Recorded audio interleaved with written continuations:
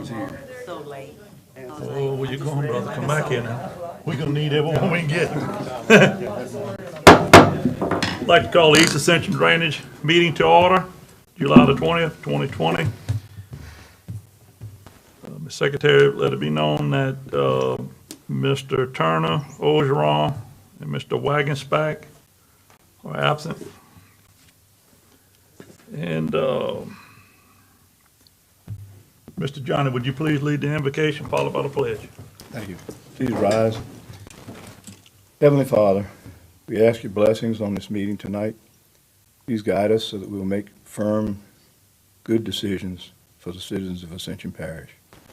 In this time of trial and testing, please show us the need to respect one another, to be patient and kind. We ask this through your Son, Jesus Christ. Amen. Amen. I pledge allegiance to the flag of the United States of America and to the republic for which it stands, one nation, under God, indivisible, with liberty and justice for all. Thank you. Anyone wishing to speak on any agenda item, please sign in with Ms. Liz. With that, we'll move on to number 4, the acceptance of the minutes for the June 11th meeting. So moved. Second. Second by Ms. Terry, second by Mr. Aaron. Chairman report. I'd like to let everyone know that we've been taking some little field trips, and want to thank the parish president, Mr. Ron, everyone that we've been going, taking a look at different parishes, pump systems, and really picking up a lot of technology, a lot of things that are changing. So just want to let everyone know we are out looking for new ways of running our pumps. Parish President, you want to add anything to that, or Mr. Ron?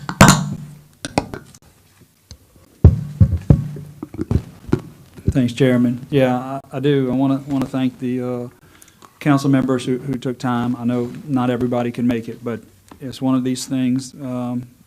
Jefferson Parish has an extensive pumping system, and it's one of these things you can't describe in words, that you have to actually go and you put your eyes on it, look how they run the system, some of their equipment, some of their technology. As we continue to try to find solutions for drainage here, it's important that we look outside our parish boundaries and look what other parishes are doing. Oftentimes, you don't have to create the wheel from scratch. You just have to go ahead and see what others are doing and improve on it. So I want to thank everybody who took the time to come out, and I think we're pointed in the right direction. We'll continue to enhance ourselves knowledge-wise, and when we spend money, hopefully we're spending money on projects that benefit the constituents that we serve, and overall keep water out of their homes, and that's the overall objective. So thank you. Appreciate you. We'll move on to number 6, drainage report. Mr. Ron? Yes, good evening, Board. I'll go over routine, a little bit of work happening within the drainage department. The off-road drainage, we have Hope Villa Drive. We're digging the outfall of that whole area and increasing some of the culverts that were blocked and some collapsed. Country Drive, outfall ditch digging. Demi Milley Road off of Highway 44. Butch Gore Park, some perimeters of the park drainage, and all through the cabinet shop area off of Harry Savoy Road. Black Bayou Road is being dug out from Cannon to the Black Bayou. Rayburn Church area off of Highway 941, we're digging some outfalls behind the churches there. George Rouillet Road, Maple Grove subdivision by Neely Canal. It's a big outfall for the whole George Rouillet area. Highway 30, we're digging outfall behind the dentist office on Hodgson Road, and Adam Lane. We're also digging by Bayou North East to Adam Lane. So there's a lot of in the field work going on. It's sometimes we don't hear or see too much of them because they're out off the streets. But there's a lot going on. A lot have been completed in the last couple of months. And the grass cutting crews are currently, the state highways have just about completed Airline Highway. They'll be going to Highway 30 next. When they wrap that up, they'll probably be coming up 431. One group is cutting parish roads off of Highway 74. Another group is on 929, the off-road ditches. Weber City, they're trying to cut all the off-road ditches out in that area. And Parish Road's off of 621, we have a crew there. And our hand cleaning crews are on Swamp Road right now, digging an outfall ditch there. So we got a lot of things going on in the field, and Davin may touch in a bit on the roadside contracts. They're up and running as well. And, you know, with the rain event we had a week or two back, you know, it was a little bit challenging for us with so much rain in a short amount of time. But I was asked, if you guys don't mind, to go into a little bit of demonstration on our pumping stations, where they're located in the parish and what drains to each station. Kind of give a just general overview of them for the new council and boards and residents that may have not seen this before. If you guys don't mind, we'll go right into it and go over the infrastructure for us, pumping station and floodgates in the parish. So we start off with many different watersheds within the parish, and we mainly all drain out to the east and southeast through either Bayou Manchac, the Amite River, Diversion Canal, Pit A Mid out to Blonde River, and the southern end of the parish, Bayou Conway, out to Blonde River. The next slide you'll see is just a general overlay of the GIS of all of our outfall ditches that are off the road. This is not road ditches, this is just off-road. So you can see the magnitude of the miles of ditch that we have in our parish. With that, each flood control structure drains portions of those waters. Some of them do not go to a flood control structure. But we'll start off with the Frog Bayou floodgate control structure on Alligator Bayou Road. If you look to the northwest corner of the parish, you see the star that's on Alligator Bayou Road near Bayou Manchac. And this is the actual floodgate itself in action. This is an event from last year. That's Bayou Manchac that you're going over now, really close to the road. It's at elevation 11.5. And then on the bluff side, you can see we closed those floodgates and held that floodwater back. We were at an elevation 5.8 on the bluff swamp side. You'll see the footage go down to the gauge. You see we're right now at 5.8. So when you come back up on the shot here looking at Manchac, you'll see that water being held back from backing up in the bluff swamp. So that's one 6x6 box culvert that drains all of bluff swamp. And the Fish Bayou project is roughly a few hundred yards proposed away from this current site. This is a map that shows you what drains to that area. If you look at the I-10 marker, you'll see that little finger coming out. That's right there by Sammy's Grill on Airline Highway and 73. That's the top end of the bluff swamp, which drains west into that swamp. And then if you go further down, it's everything west of I-10, and 74 would be north of Highway 74. Think of Dutchtown High School. Everything to the west of Dutchtown High School pretty much drains into the bluff swamp. There are no pumps there. It's just a gravity flow system. So when Bayou Manchac is at a lower elevation than bluff swamp, those locks are open, and we will let water out up to rain starting to fall. We will go and let water out as long as we possibly can to keep the capacity of bluff swamp available. Moving on to the northeast, you get the Henderson Bayou Pumping Station and floodgate. The main purpose of this area is a floodgate. This is an actual clip of it in action in a backwater event. At elevation 4 is when we can close that floodgate. So anything below a 4 on Henderson Bayou, those locks should remain open. And right here it is closed, and there was at a safe elevation on the interior, so you don't see pumps pumping, because we also have residents within Ascension Parish on the backside of this pumping station. So we really go by the elevation 4 criteria here before we really get into gauging pumps. And this is the area in purple that drains to Henderson Bayou. At 431 and 931 extension is really where your northeastern part of that basin is. And everything west of 931 extension by Demco and Norwood Road, then you get to Highway 931 itself. Traveling west, everything north of Highway 931 drains to Henderson Bayou.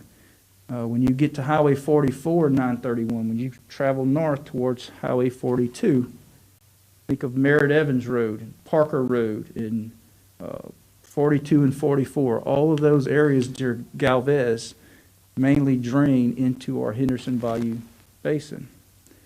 But that's pretty much Henderson.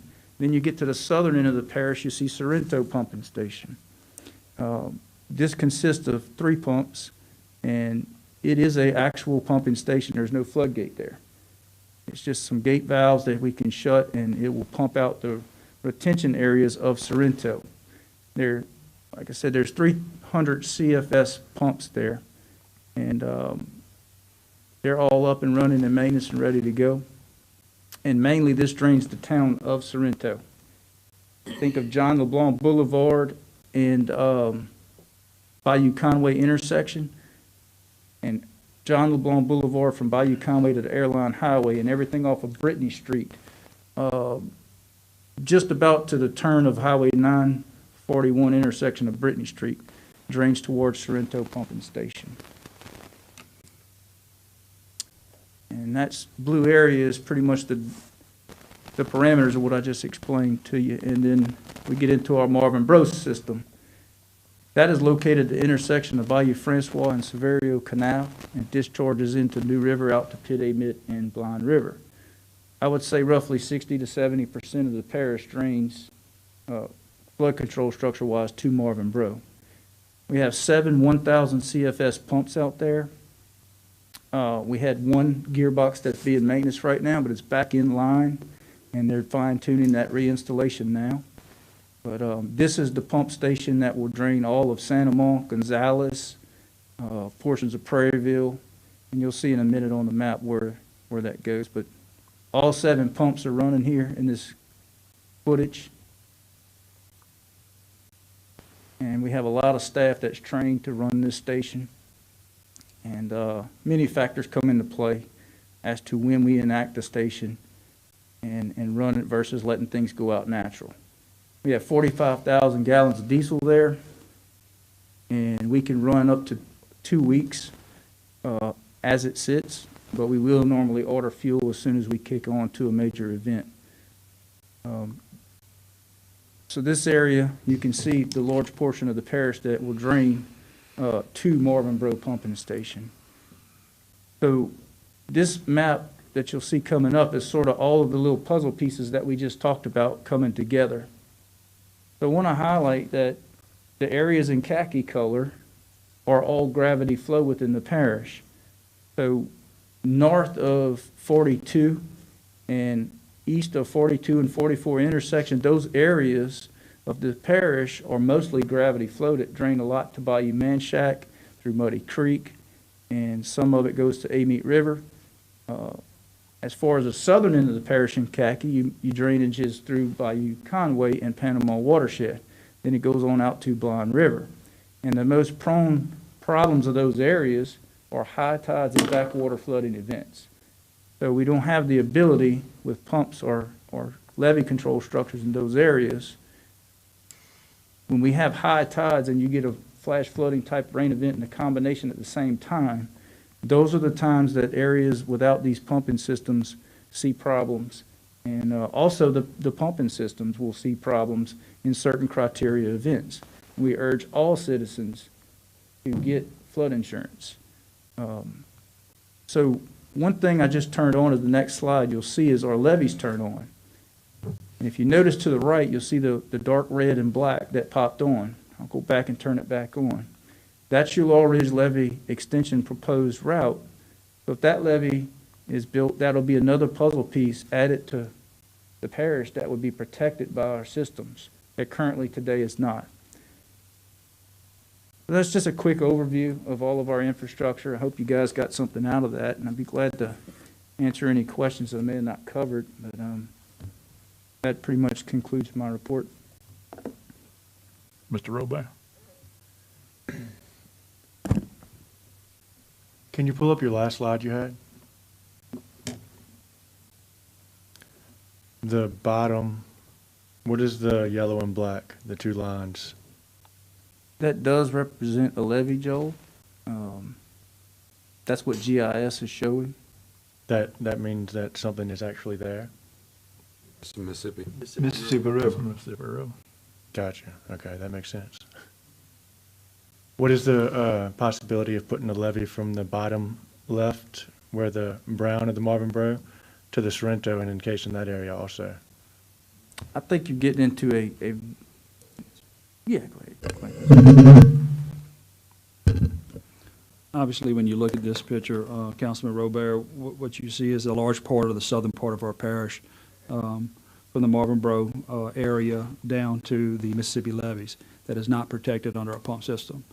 I mean, these are obviously something we need to look into as the southern part of our parish, south of I-10, continues to be developed, because that's under our gravity-fed system. Maintenance is mandatory, but yes, certainly need to look at a future stage of levying off that and adding pumps to our southern part of our parish, completing our levee system, basically from Mississippi And would that levee make more all the way sense up to doing where the Mississippi Laurel River, or going and pumping elsewhere? As Well, far as, we'll let the modeling determine that, but this is something that we've got to put a lot of research into, and it's obviously going to be federal funding involved in that, and we'll have the federal agencies come in and help us assist in where those levees are best suited all right, and thank you. how we move forward.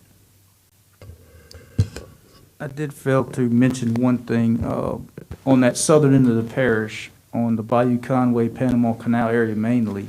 One thing we can do, as you saw on the field trip we took that day, is trees will fall because there's a lot of swamp vegetated on both sides. We do have that contract that you guys renewed last month with Chem Spray. That has been executed. Matter of fact, they're out there today. There's 33 trees in the Panama and Conway watershed that they're currently actively getting out right now. And we also tasked them at the low end of New River, the very far end near the pumps.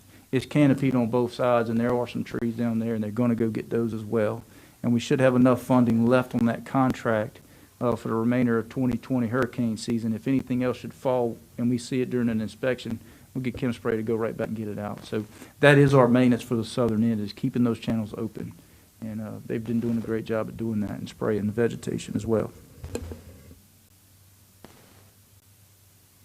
You good, Joe? Yes, sir. Mr. Aaron? Yes, Ron, thank you for the presentation. That answered a ton of the questions I had and that I get a lot from constituents.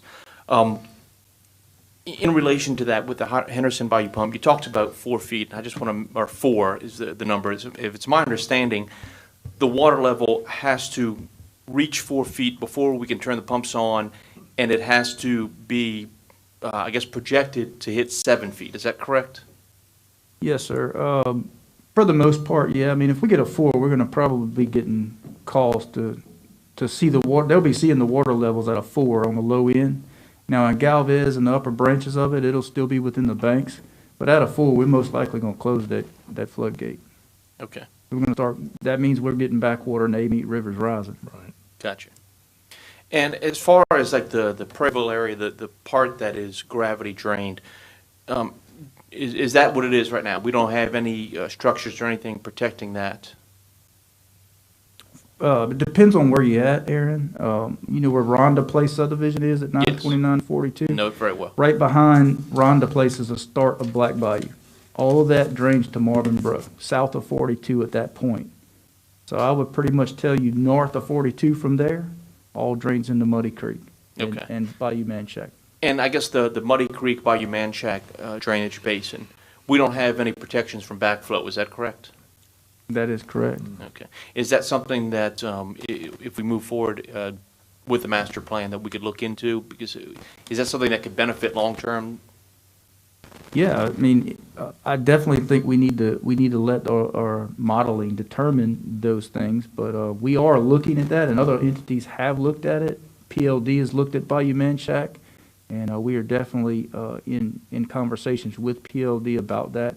It is a tri-parish waterway, and it's a scenic waterway as well. So definitely need to look at all aspects of it, but I think we definitely want to go on modeling whatever we decide to do in that area.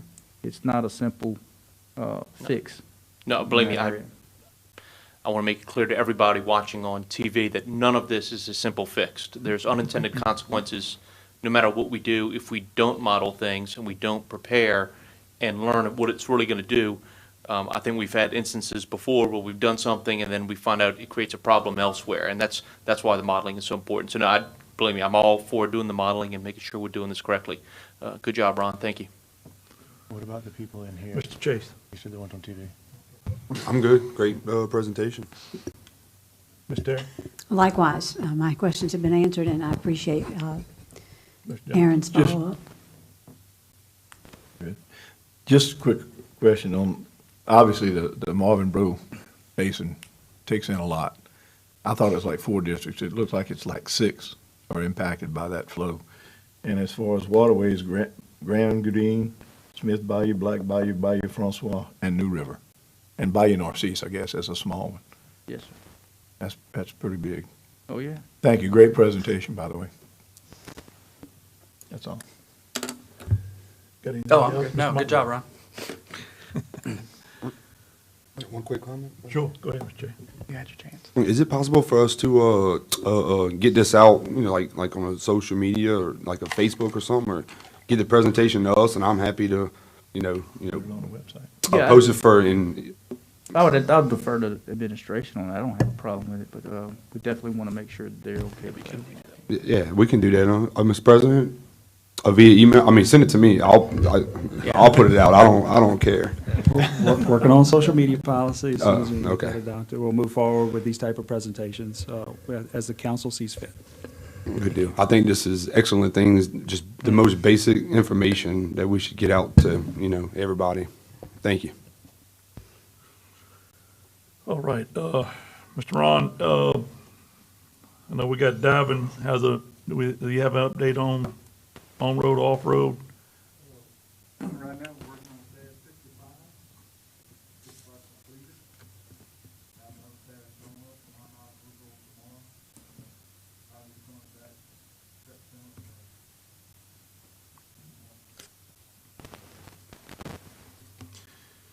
And just,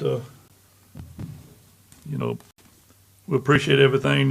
We catching up on a lot of, work orders that have been around for some time now. And, it's working out great. I don't know if anyone else is, we are definitely getting the barricades off the road. We are getting the water off the road. So, a lot of this stuff is working. So, I don't know if you want to add anything else, or if anyone else had anything about the on and off road digging. That's it, Mr. Diamond. And Ron, I'll just finish up with, I know ELOS I know we've been talking about permits, but I'm looking at the upper Parker. I'm looking at the Marta Buret Ditch, quite a these other ones on Henderson Bayou. I know this permit, we've been waiting some time now, and I know another month or two. How close are we getting with some of this stuff? Because this 5.5, 6 inches, and look, fellas, ladies, this was a 10-inch event over 2 days that hit us. So what I'm seeing, the V-shaped ditches that we have out there are no longer, that might have been something back in the 70s and 80s that we needed, but I'm looking at a water bottom ditch now and a water bottom canal on some of these things that we need to look at. So, it's just, and I know with that amount of rain that hit us, it's really sometimes it's out of reach, but we have to start looking, 10, 20 years down the road that, these flash flood events are gonna come back up, and that's my 2 cents. I figured you would ask me about Henderson, and I called Elos about 30 minutes before I got here. Look, he told me 3 weeks to a month. Yeah. Hopefully, we'll have a permit in hand for Henderson and Buret Ditch, the Boudreaux Bayou, and one other leg of a ditch down Pertrees Road that they didn't complete. We needed a permit for.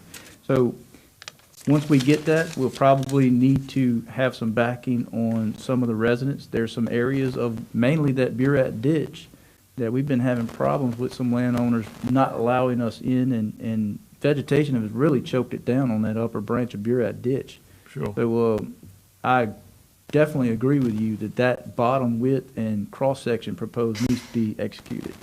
So, we'll face that when we get there, but it's coming. All right, great. So as far as the drainage report, any other questions? Anything from administration? And we finished up with Davin. Before we move on to general business, Cody, if you mind giving me a hand with this, I would like to go ahead and add V, and we got to have executive session for the city of Sorrento, and Cody and the parish president. I just want to give thanks. The parish president has been working very hard on this before we put this on the agenda. Mr. Robert and the entire group up here, I just want to let everyone know that, hey, look, thank y'all for reaching out and doing everything that you could do. But before we go into litigation here, we want to make sure we put it on the agenda. Cody? Yeah, so, go ahead and do is entertain a motion to amend the agenda of the executive session. And what I'll do is I'll read the caption out to the players, get market in the minutes of the meeting, but it's, Town of Sorrento versus East Ascension Consolidated Gravity Drainage Project number 1. Suit number 129239. 23rd Judicial District, Parish of Ascension. Motion to amend the agenda. Moved by Mr. Johnny, second by Mr. Aaron. Any opposition? Well, you need to open up public comment before you. You're gonna open up? public Motion to comment open public comment? By Mr. Aaron, Second. second by Ms. Terry. Any opposition? Not? Motion to close public comment? I think I have to Second. close it. We got a motion and a second. Do it by roll call vote.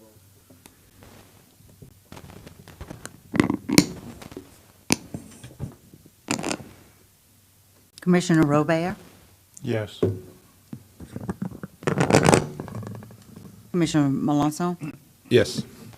Commissioner Lawler, Yes. Commissioner Cazzo, Yes. Commissioner Cagnolotti, Yes. Commissioner Mason, Yes. and Chairman Lambert. Yes. Motion passed. No opposition to it. Motion passed. We will add that last, that'll be V on the agenda. All right, before we head into general business, we have two speakers on A, flash flooding for discussion. Ms. Barbara Gresham, please come up. Hi. My name is Barbara Gresham. I live in the city of Gonzales at 2020 South San Francisco Avenue. It is an established, an older neighborhood. It's Pecan Grove Estates. This is the second time I flooded in 4 years. Third time that it's threatened. And then this time it came in on the 6th. You know, an older subdivision like that, you wouldn't expect that kind of flash flood for, what did we get, 7 inches of rain, I think, 7 to 10, something like that.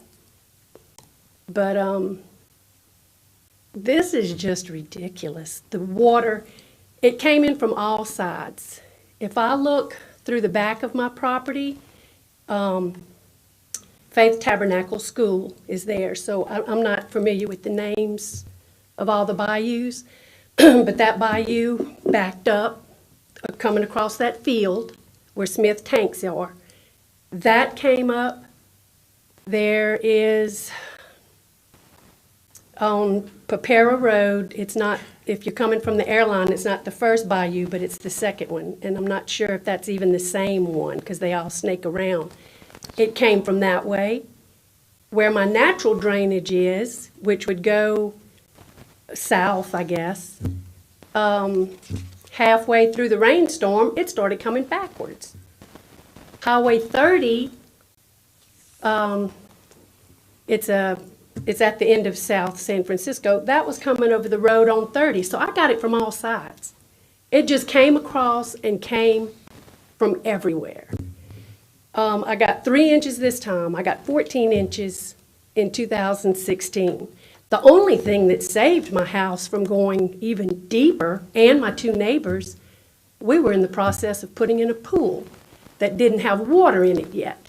So 25,000 gallons of water went in the pool at the time the rain stopped.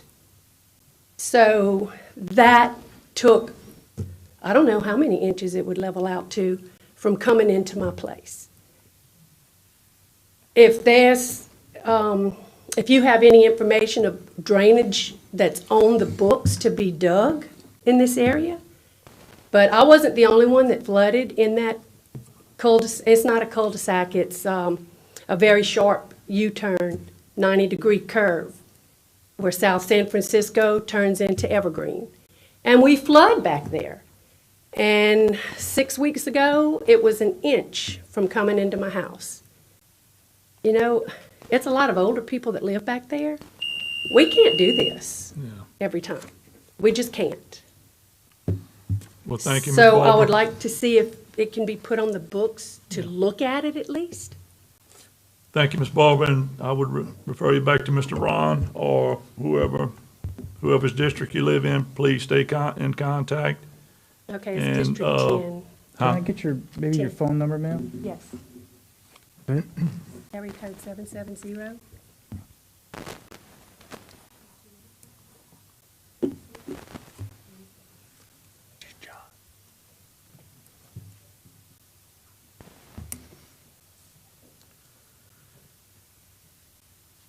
All right, Randy, you had anything on flash flooding, or you wanted to speak on you?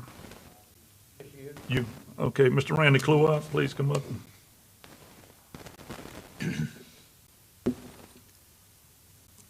Getting up kind of slow, man. Huh? My left leg's kind of falling asleep there. I've been not taking part in a lot of motion here. Just real quick, I know what you got on you and large levy extension. Needless to say, all you guys that know me, y'all know how important it's been to me, but how important it is to the people of Santa Marta and the people of the lake area. Everybody from Gold Place north, large area, and I want to appreciate Ron and the administration, Parish President, everybody, Cody, all you guys that are fighting hard right now. We've been fighting this battle for a long time. We've proved our point many times in reference to our project that we have. We proved it in reference to our project versus another project. And at some point, Dempsey, you and I, we worked real hard with the Pontchartrain Levy District. We developed over the years a good relationship with them. We brought some of the money that goes to the Pontchartrain Levy District back toward the parish. So there's millions of dollars invested here. Everybody's patience within the Pontchartrain Levy District is very good. They have worked real hard to work with our parish. And I just think it's time to make a move. We can't, we've got a lot of money invested. It's time to figure out what we're gonna do, and we appreciate you guys bringing that back. And Ms. Cazzo, you've got your frog value that's sitting there. I know the Pontchartrain Levy District, they're meeting tonight, and that's one of the things on discussion. So once again, I want to thank all you guys, the administration, the Drainage Board, all you guys, Davin, Ron, all y'all, and Cody, and all this board. Everybody has worked a long time. Some of you guys just picked up the ball 6 months ago, but I know y'all have had to work since then. So let's just keep moving forward. We got a good project. It's very viable, and it has good merit. And it's our belief that we will work with any parish. And we've reached out to every parish that we think we affect and offered to work with them. So it's time not to stop doing something in Ascension, for Ascension Parish. And I appreciate y'all. Thank y'all very much. Thank you, Mr. Randy. Ms. Terry. Ron and Randy, remind me when we applied initially for this Laurel Ridge levy permit, and when did this project start? I know it was before me here, so The original vision was back in the early 2000s, 2006, 2007. Yeah, that's when they first hit the That's when it first. Yeah, please, Randy, I'm sure you remember. Yeah. This project came up as far back as 2000, in the late 90s. And 2007, it was resurrected again. There was work in 2006, 2007. Chairman Lambert Dempsey was there at the time. In 2008, we made a move to push the project forward, take another direction. The first plot of this project, it meandered down Gold Place Road, Prince Road, and worked its way about 431 around White Cypress Swamp and worked its way all the way back. It followed the dry and wet zone. That was the preference of the Corps of Engineers of any project, to just stay in that zone. It didn't fly. It wasn't going anywhere. So we reconvened in 2008, on up into 2009, and looked for some new ideas, and we have the company representative that works through the levy board, GSA, and looked for another approach. And the approach was to save money and go straight through the swamp. And we found a place where that was feasible, and we met in Washington, D.C., we met in New Orleans with the Corps of Engineers, and worked for several years to get that approved, and we got it approved. And within that, the scope growth. Chase you in the plant, we all have scope growth. You know, you start out with this, and so there was an opportunity to reach out and bring the levee more northern to a high ridge. And Wall Cemetery, found a ridge over there that was high as heck, you know? Yeah. And worked the way up through that to get that ridge and get more people within this. And that's the final draft that you got here today. I just want to let everybody know that this project was approved by the Corps of Engineers several years ago. And that the fight you're fighting tonight and what you're going to be going into executive council to discuss and come out with a direction this project has been vetted more than probably the Mississippi River levee was vetted in the turn of the 19th century, okay? I'm just telling you. There's not an agency, there's not a group, there's not any agency in the state and the feds that actually took any more time to look. We went back. So everybody looked at it, and everybody approved it. And we've got some people that just don't agree with it at this time. Of course, we don't agree with a lot of things that's happening around the world also. But we do have control of this. We don't have control of the other things. Thank y'all. Thank you. Thank you, Randy. Randy. Anything else to litigation? We'll get there. We'll go on to A, the flash flooding. Ron? Yes, thanks, Chairman. So we already kind of started in this direction with the administration and reaching out to some other resources for as our pumping station contracts. Those groups that have come in have been around other pumping stations, other parishes, and other ideas about drainage. So those field trips that you heard about opened our eyes up to out-of-the-box thinking a little bit. We're facing challenges that we've not seen in the past. Some of these rain events that we keep discussing are off the charts. You're getting rainfall rates of 5 inches in an hour and a half time. How do we deal with that compared to a infrastructure-driven parish that is designed to handle a 10-year event that's 8 inches of rain in 24 hours? So we're trying to get ideas and network some and branch out, get some ideas, and come back to this board and see what we can come up with for as recommendations for possible projects in the future and a method to do so. So we're just asking for you guys to bless us in doing that and give us the rein to go out and network. Any suggestions tonight? Anyone has anything? Mr. Aaron? And this may tie in to a later agenda item, but part of what I'd like to see is that we not just look at flash flooding. I mean, that's an obvious problem to the lady we just heard her speak about that. But kind of like I said before, sometimes we can go fix a problem, and if we fix one problem, it may lead to flash flooding over here. If we fix a flash flooding problem over here, it may lead to long-term flooding in other areas. About 2 years ago, we started working on a floodplain management master plan. I believe that we really need to spend the time and the money on an overall master plan and modeling so we know exactly what we're doing and we have a long-term plan for this.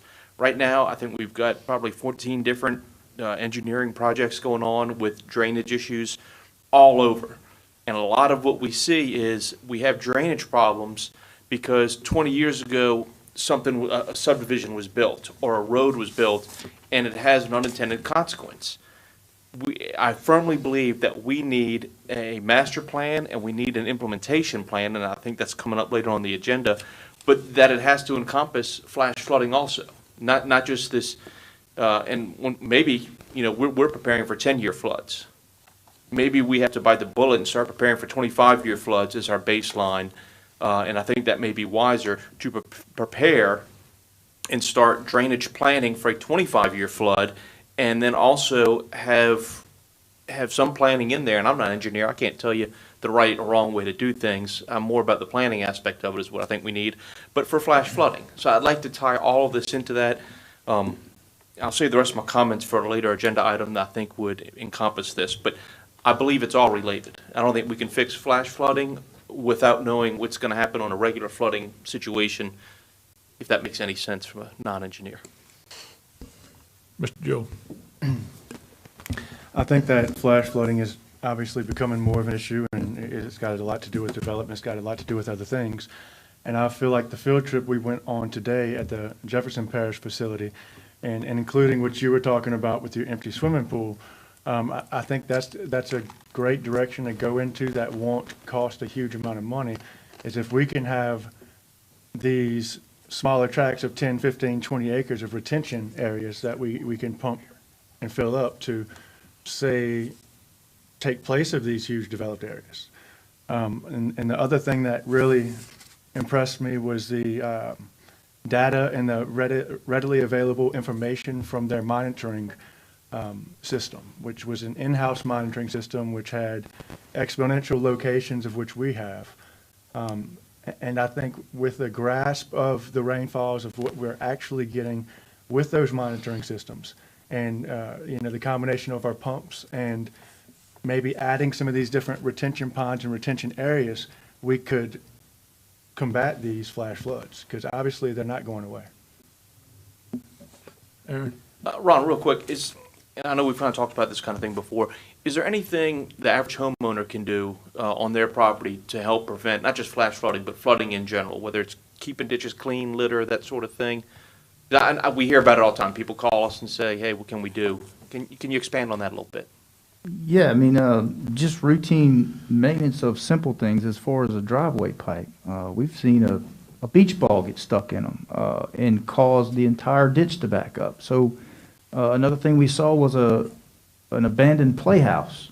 The plastic of that gets in the floats, and just common things that you would think about hurricane preparation. Think about it as drainage. What will float? What will get blocked up?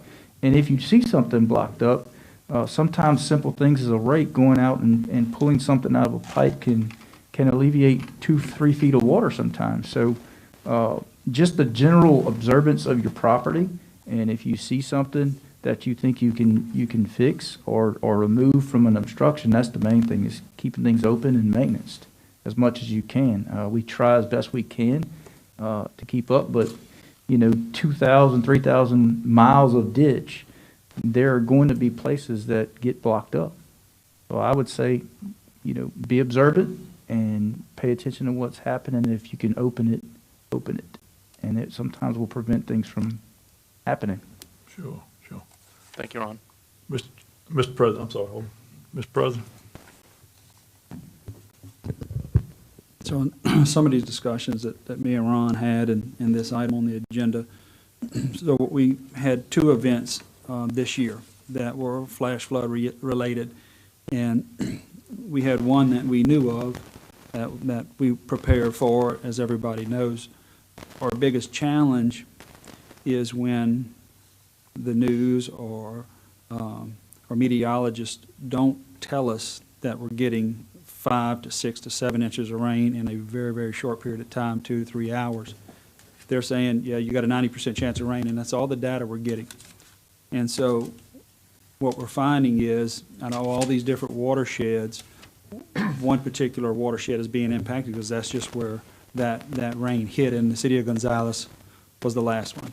Now, what citizens can do, as a prime example, was Park Vista had a playground plastic set hit one of the culverts, and our crews were just struggling. So the force of that water and the pressure was holding that little plastic thing in front of that culvert. They could barely get it. These grown men yanking and pulling to try to get that culvert, that place that clear of that ditch to get that water out of Park Vista. And that's just one of the prime opportunities. And this is in the middle of the day when our crews are riding around. Often, if that flood would happen at night, we probably wouldn't have seen it till the next morning. So it is very important that our citizens become aware of what's out there. We have, I know Councilman Lauder mentioned they had a plywood blocked in one of those culverts in the past, and that caused some flash flooding issues. So, yeah, there is something residents can do to help us in eliminating some of those items. But for these flash floods, they're often us having to react as it's going on. And some of those items that we've brainstormed, which we would like to come back in more detail, is dry detention ponds or areas to hold this water until our bayous are clear or our pumps are turned on. Drainage right-of-ways for off-road. We're having situations where we can't access people's properties because we don't have the appropriate drainage. It only takes one parcel to block up an entire drainage ditch or canal. And we have got to go out and aggressively get this right-of-way like we do in Move Ascension. We have to treat it the same way. We have got to make sure that we have access to our drainage ditches and canals to clean them. If we don't, this is calling people to back up, and we get the calls. And, y'all do and we do. And so we have got to go out and aggressively seek right-of-way, and if we got it and get it through eminent domain, that's what we have to do because people are flooding. And we have got to get out and be able to clear these ditches and canals. GSI mapping of all of our drainage right-of-ways. That's one item we don't have. If we had that on our current system, builders could access it to know where to build and where not to. We have pool decks, we have fences, we have structures in our drainage right-of-ways. When we go to clean and they pop up over the weekend. I mean, these things are built over the weekend, and now they're in our drainage structures, and our tractors can't get around them. And so that would help eliminate having those structures built in there. And if they're built in them, we've got to get them to remove them at their cost. And so that's another thing. I thought what was impressive about our Jefferson field trip was the rain gauges up to the minute rainfall. So we're not relying on the news channel, Channel 9 or Channel 2 to tell us. We're actually seeing it in real time, and so we can know better, man, we've gotten this much rain over this hour. We need to turn these pumps on. Because we're getting 15-minute delays on our USGS rain gauges, and by the time we warm up the pumps and have them turned on, an hour has passed. Well, we could have flooding during that hour. So the quicker we're able to respond, the faster, the more houses we'll be able to save. And so those rain gauges were impressive. That was all networked together for one central command center, so they could be watching that. Now, we noticed that the Jefferson pump station was manned 24/7. Don't know if we need to go there, but perhaps if we have a chance of rain over 70%, maybe it's worth having a crew there at the pumping station so that there's not the delay. Because what happens is, once we make that call, as we notice all of our ditches and canals swelling, and we got to turn the pumps on, that worker has to leave their house, they go to the barn, they clock in, they then drive to the pumping station, and then they start warming up the machines. That delayed time, we have to improve on that. It's inefficient, and we're thinking out of the box and adding chronos to the pumping station so they can go directly there. But maybe we need to have the discussion about manning during anytime that there's greater than a 70% chance of rain, whether even it's at midnight, is having a crew on standby. Not having to do 24/7, but at least having a crew there during these heavy rainfall times, just so that somebody's monitoring it. We may all be sleeping. Who's monitoring it? We can't stay up 24/7. So maybe during these situations, we can do that. Councilman Lawler mentioned it, modeling. I think that this 2D modeling concept, I think that's something that will help us spend money more wisely. It will allow us to look at not only large projects or large modeling, but also small projects. How does a smaller project in a high-dense area affect that area? What are going to be the cause and effect? And I think that will help us not only on the project side, but also on the regulation side. You know, maybe we need to go with maybe not 10-year, but 25 years, since we're getting more and more of these larger storms and a more intense storms in a shorter period of time. Maybe we need to reevaluate it. I think that modeling will assist us in utilizing that data to make those determinations. So these are some of the ideas we hope to further bring back to y'all in greater detail and cost and analysis the best we possibly can, so that we can show y'all and y'all can make the decisions on where we move forward. Thank you. Thank you, President. Mr. Chase.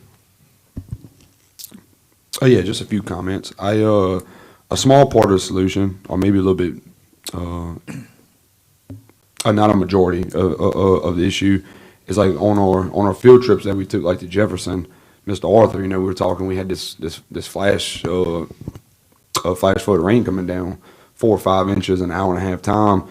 And a lot of issue we fight is we're getting this rainfall in Galvez or Gonzales, and you look at the water gauges at the Marvin Road pump station, and the water's not there. You know, everybody's, the pump's on, or the pump's on. The water hasn't made it there yet. We can't, at some point, if the water's too low, we'll cavitate and burn these big expensive things up. And I believe our stateside road ditches are just abysmal across the parish. I know administration, and Davin and I have been having conversations, and we're trying to set up these meetings with DOTD to see if we can kind of, on some form, mirror like what we passed through finance a few weeks ago with the grass cutting and the litter abatement on the state highways. And I believe everybody will agree that, you know, on that deal, we're going to lose money. It's going to cost us money out of our pocket. But at what point do we have all these new parish ditches that are clean and beautiful and they're holding water, but once they hit the state highways, they're just deadheaded. And I just feel like if we continue to clean our parish ditches without addressing these larger state ditches that get to all these bayous and canals, we're just not doing everything that we can. And I know we are, you know, handcuffed with the DOTD and, you know, their servitude, their right of way. But I would like to try to have that open conversation with them to see if that's, you know, something we could take off of their plate. You know, maybe even if it's a one-time deal, let's address it once and we can come up with a better plan. And just to touch on a few other things that are the structures in servitude. We do need to start enforcing our servitudes, especially in the newer neighborhoods. You see all these neighborhood, these little 1/3 acre lots are backed up to each other. And we'll have a 30-foot servitude where they're all building fences on these property lines. And, you know, our DPW has a 10-foot section for a major drainage artery that 100 homes might go into.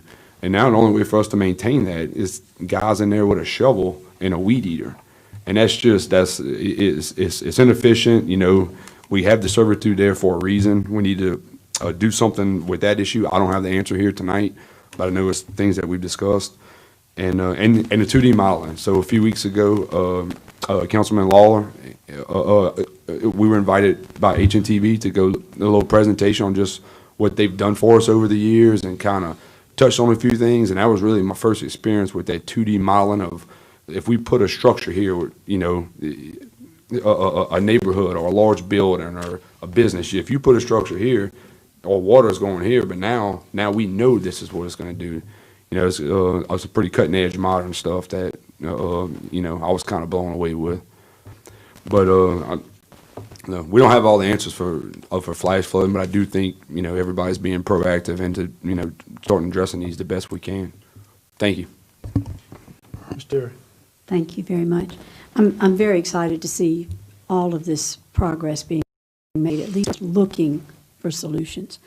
But I want to remind everyone, I mean, I've just quickly looked up, Jefferson Parish is a larger parish than Ascension, almost double in area, 665 miles of area. Ascension is 303, so it's more than double. And their population is 432,000 people, and ours is a fraction of that, 126,000. So, you know, we need to make real sure when we are looking at what they are doing and what we are doing, that we are able to account for those differences and understand that I hear people say all the time, well, it's development. Well, obviously Jefferson Parish is far more developed than Ascension Parish. And I don't know how many people are flooding in Jefferson Parish in a flash flood event. Not familiar with that. Has anybody, when they have a flash flood event, what kind of flooding do they have? Do these systems work in such a way that they don't flood in a 5-inch rain in 2 hours? I would say that any system has limits, but they are not exactly like our drainage system. Mm-hmm. They are definitely two different dynamics. They have pumping stations within the same watershed, and they can monitor where events are happening within that and enact pumping stations where the rain event happens. Whereas we're limited to a stationary system Right. and only can control that watershed at that one base. So, yes, it's definitely two different things, and they are a different dynamic and as far as how much scale of development is taking place in their parish. And one of the biggest things we noticed is their pumping stations are not navigable. They're completely shut off. So they are able to sucker dry and have it all the way pumped down, and they're not affecting anything for as navigation or anything like this. So I agree with what everyone said here, and I think that's where we're headed, is we know there's things we need to be looking at, and I think that it's all going to be based off of engineering and modeling what we come up with and vet, and everybody will be involved in those decisions, and I think that will be the basis of a start of a possible master plan type deal where I don't know how far we go into it, but that'll tell us what is best for Ascension. I agree. I'm fully supportive of a master plan. And I've asked the questions I asked tonight about Randy. The problem we have is not that we don't want to do something. The problem is how long it takes to do it. And so we have got to have help to get things done. We've been working with Randy since 2000, by his estimation, to get this Laurel Ridge levee done. I've been working since 2011 on Frog Bayou, Fish Bayou. Others have worked, I don't know how long they worked to get Henderson Bayou and Marvin Bro Pumping Station. But we have to have some things done in a more timely fashion. And I do not believe that it is the governing authority that is resisting that. I don't know where the problem is. And I know that we have an administration at this point that is keen on getting this done. And so I'm begging you, when you need something, get it on this agenda and let's get it done. Because this delay is it's too long. It is taking too long. And we're blaming our problems on things that are not necessarily the cause of the problem. We cannot control how much it rains over Gonzales on a given day. We cannot control how much it rains over Dutchtown in a given day. But we can try to control how long this process takes to get a fix. And so I'm just urging you to continue down the path that you are going, and let's go get some of this stuff done. By the way, how many houses on these last two events, how many houses actually had water in them in these last two flash flooding events? what was reported in, mainly, as Clint said, was in the municipality of Gonzales. That's really where the heart of the storms hit. We have records of around 40 from the city of Gonzales. And there were several others in the parish that we've heard about, but confirmed around 40. Okay, so that's another problem, we need to know how many houses flooded, and so that because one house, I'm sure we would all agree, one house is too many. But we also need to be able to do a post-event here and understand if the piece of the swing set was blocking the culvert, that caused it, so we don't have a lack of understanding, nor does the public, about what we have done, how much effort has been put forward, and what problem caused the particular flooding at the particular place. I mean, we want government to stay out of our lives, but folks, I agree with someone who said it earlier, you got to go look at your own culvert. You can't wait for parish government to come make sure that your beach ball isn't in your culvert. I mean, we have got to be personally responsible, and then government has to step up and get behind doing whatever we need to do to get these things built that we need. If there's more technology we need, I don't think anybody on this body has ever been opposed to buying whatever we need to know to operate whatever pumping system we have. So you will have our support. Thank you for all you're doing. Mr. Johnny. Yeah, I'll echo what Terry said about utilizing what we have. Thank you, Mr. President, for taking these field trips, because we can certainly learn from our neighbors without having to invest a whole lot of money in consultants or whatever we would use. But I learned a lot today on that trip. I really did. And as you said, it's enlightening to me to hear you say that, and we all agree, if we can streamline the process to get those pumps working, that time is of the essence to get that water moving out of this basin, any basin in Ascension Parish, so that it can, minimize the potential for flooding. So anything we can do, and I think we got a taste of what could be done. It's not going to be cheap, but it's going to require a lot of technology and application. But I think the 2D models are going to help us just determine where is the most significant areas in the parish that we need to give attention to, whether it's a flash flood or just a normal heavy rain or a hurricane event. But I think we're going in the right direction. It's not going to happen overnight, but I think we've been enlightened by what we saw. And these flash flood events, who knows, they may not happen for a while. They may continue to happen quite often, but we're in Hurricane Alley without a doubt. So that we're going to get some of that. But with these flash flood events, it's just that the weather patterns have been kind of funny, but they're dumping a lot of rain on Ascension Parish. But I'm enlightened by what I'm hearing today. I think this body will approve, work with you any way we can to move the parish forward and try to, and encourage, like Terry said, we need to encourage our residents to do their part. And we can't do everything. We can't hold their hand for every little thing that comes along. Hurricane season, do an outreach, put it on the website. We encourage all residents, look at your ditches, look at your culverts. We're entering hurricane season. If something's blocking your culvert or ditch, it's not going to let the water out. Just things like that. But that'll be it. Thank you. Mr. Mike.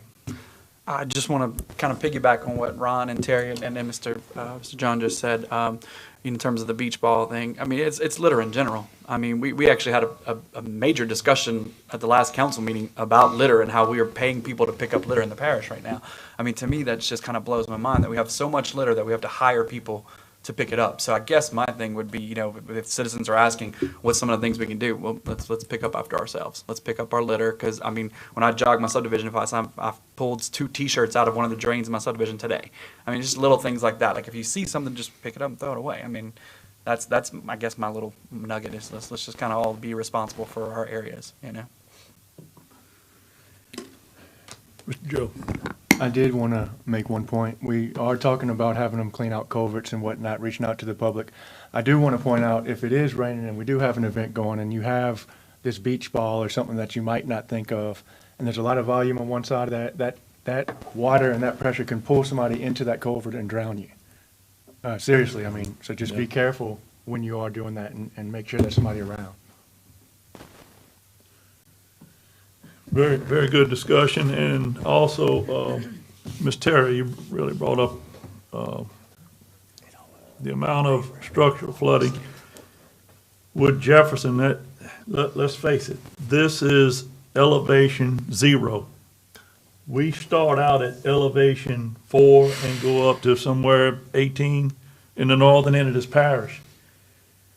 Jefferson Parish is at 0.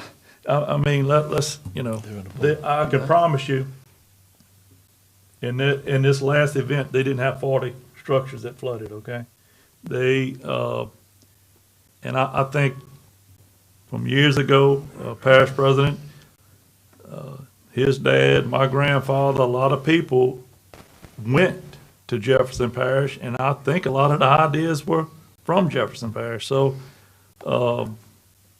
I really think that we're gonna pick up a lot of this, and these folks at elevation 0, and here we are, that we can do better, so I think a lot of good things are coming out of it. With anything else on flash flood? If not,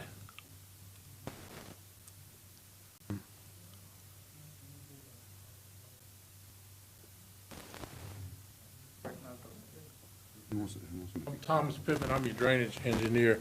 I just want to tell you about the flash flooding. And you're right, we designed for 10-year, 25-year, and some box culverts are even 100-year. Ron and I got together Monday after this flash flood on the 6th. One gauge had 100-year intensity. All the rest of the gauges had 1,000+ year intensity. Now, flash flooding and that intensity, we have the pumps, we have this and whatever. We just have to realize that, Mother Nature, sometimes, I hate to say it, but sometimes that's going to happen. Now, as far as Jefferson Parish, I'm bragging a little bit, the pumping station y'all went to, I built.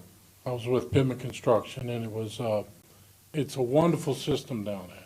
But what, Miss Terry, what you have to realize, Jefferson Parish, like we have New River or some of the big canals, they have drainage ditches that are canals.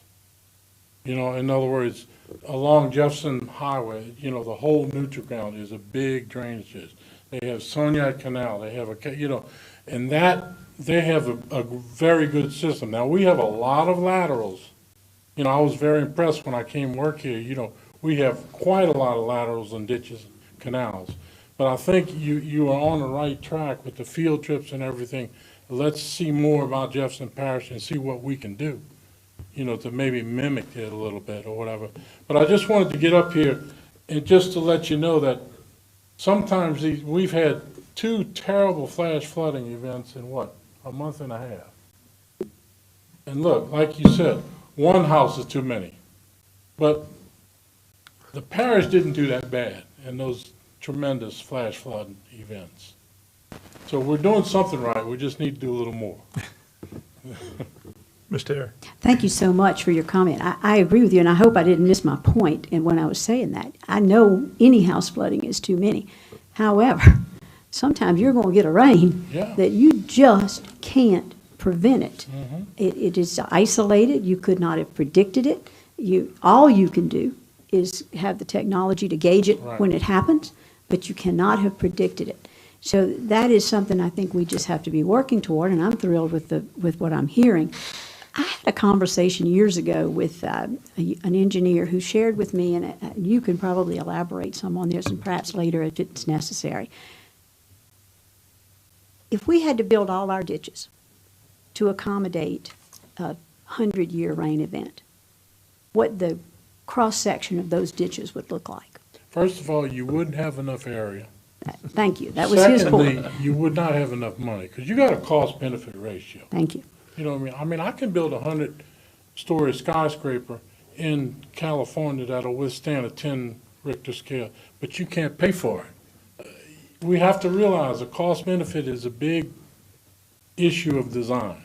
Okay, we're gonna do the best we can, but, and like you said, all those ditches, if you make them 50-year, the roadside ditches, you'd have to move power lines, you'd have to move cables, you'd have to infringe on a lot of homeowners' lots. It's just, that's not the feasible way to do it. You know, now, maybe more than 10-year, we can certainly look into. But again, when you get, 6 inches of rain in an hour and a half, and then that was only one, that was the heaviest part of that day. Like, that day also had another one that was maybe 3 inches an hour. Right. You just can't get rid of that water quick enough. So I want to commend you, and I want to commend all of us for doing a pretty good job. And, you know, some jobs you just can't, or some things you can't conquer totally. I just wanted to bring that up about the intensity, because I want all the people listening to know that, you know, it wasn't just a little light rain. And I thank you for your time. Thank you so much. Appreciate you coming up, Mr. Pittman. Glad to see we're getting people from other areas that has the expertise. Okay, with that, we'll move on to general business B. We have hazardous mitigation grant program, Ms. Martha. I know you just ready to get up here and handle all of these. I'm ready, gentlemen. Mr. Chairman, members of the board. We're excited. I think at the last council meeting, John Diaz reported to y'all that we were awarded $1.6 million for a national grant that we've gone out for 3 years. So we're every year we'll have something in there to try and get these homes out of repetitive loss. On this one, what we have to do tonight is, I have 10 of them. I'd like to read the first one with the motion and then abbreviate the others behind it. Good. We have to put the site number plus 3 numbers or numbers behind it, because this is confidential information. Sure. And so therefore, that's how it's going to be done, okay? So do you want one? Go ahead, Mr. Martha, you worked on this long enough. Okay.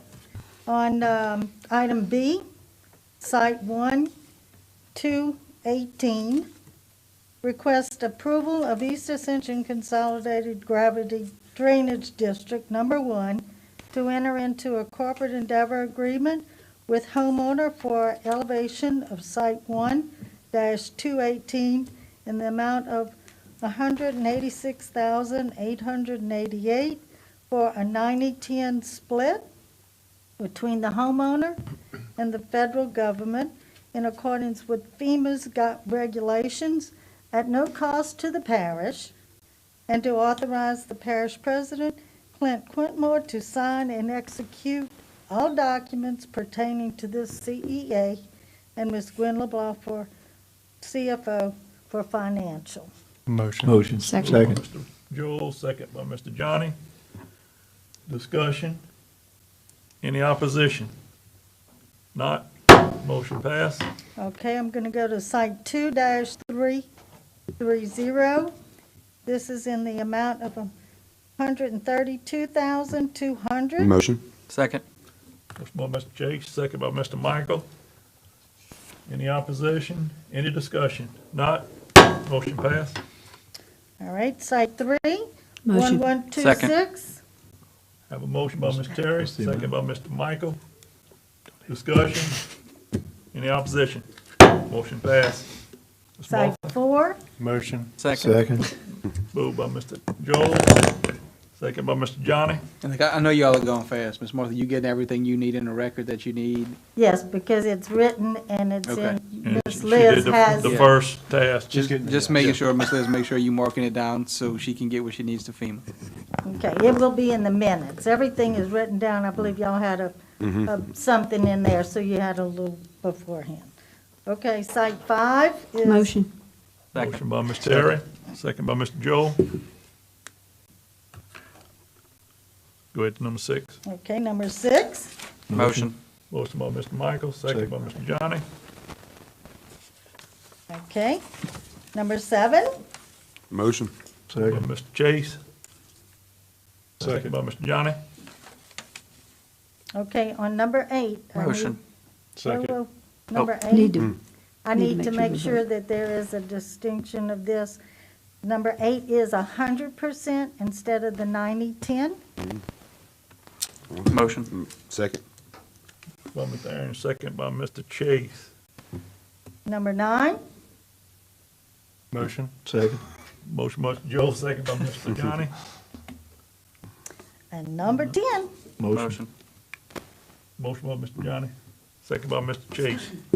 Discussion, Mr. Chase. Just a phenomenal job. You got $1.6 million for 10 homeowners to raise their home. You're gonna sleep really good tonight. Thank you, Ms. Martha. This has taken about 2 years. These projects are available yearly, but it takes me almost or our group, and it's a team effort. It really is. I mean, I'm only as good as what the people that support us, administration and the finance and those type of people. It's got to work together. Our drainage, all of this is coming out of drainage. So, but if we have another one that's 1.3 million that for 2019, it's been approved by the state, and now it's in FEMA. So we'll go through an RFI for those 10 or so. That will be in the next one. We'll be applying for 2020. And as long as we can keep going, we will. Right. So, Any other discussion? Ms. Martha? Thank you. Any You're welcome. any opposition? None? Motion passed. Thank you so much. thank you, Mr. Chairman. All right. We're gonna go to New River Drainage Improvement. Mr. Ron? Yes, just an item for discussion of New River Drainage Project for rebidding the project. I would like to bring Davis Cole up to discuss the method of moving forward.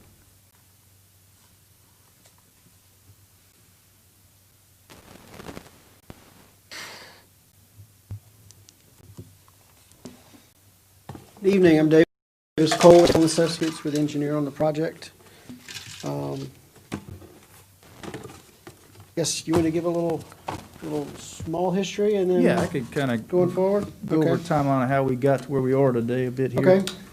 So the project was bid and let, and through that process, it came up when the contractor that was awarded the contract went out in the field and started to mobilize and get ready to do the construction of dredging New River.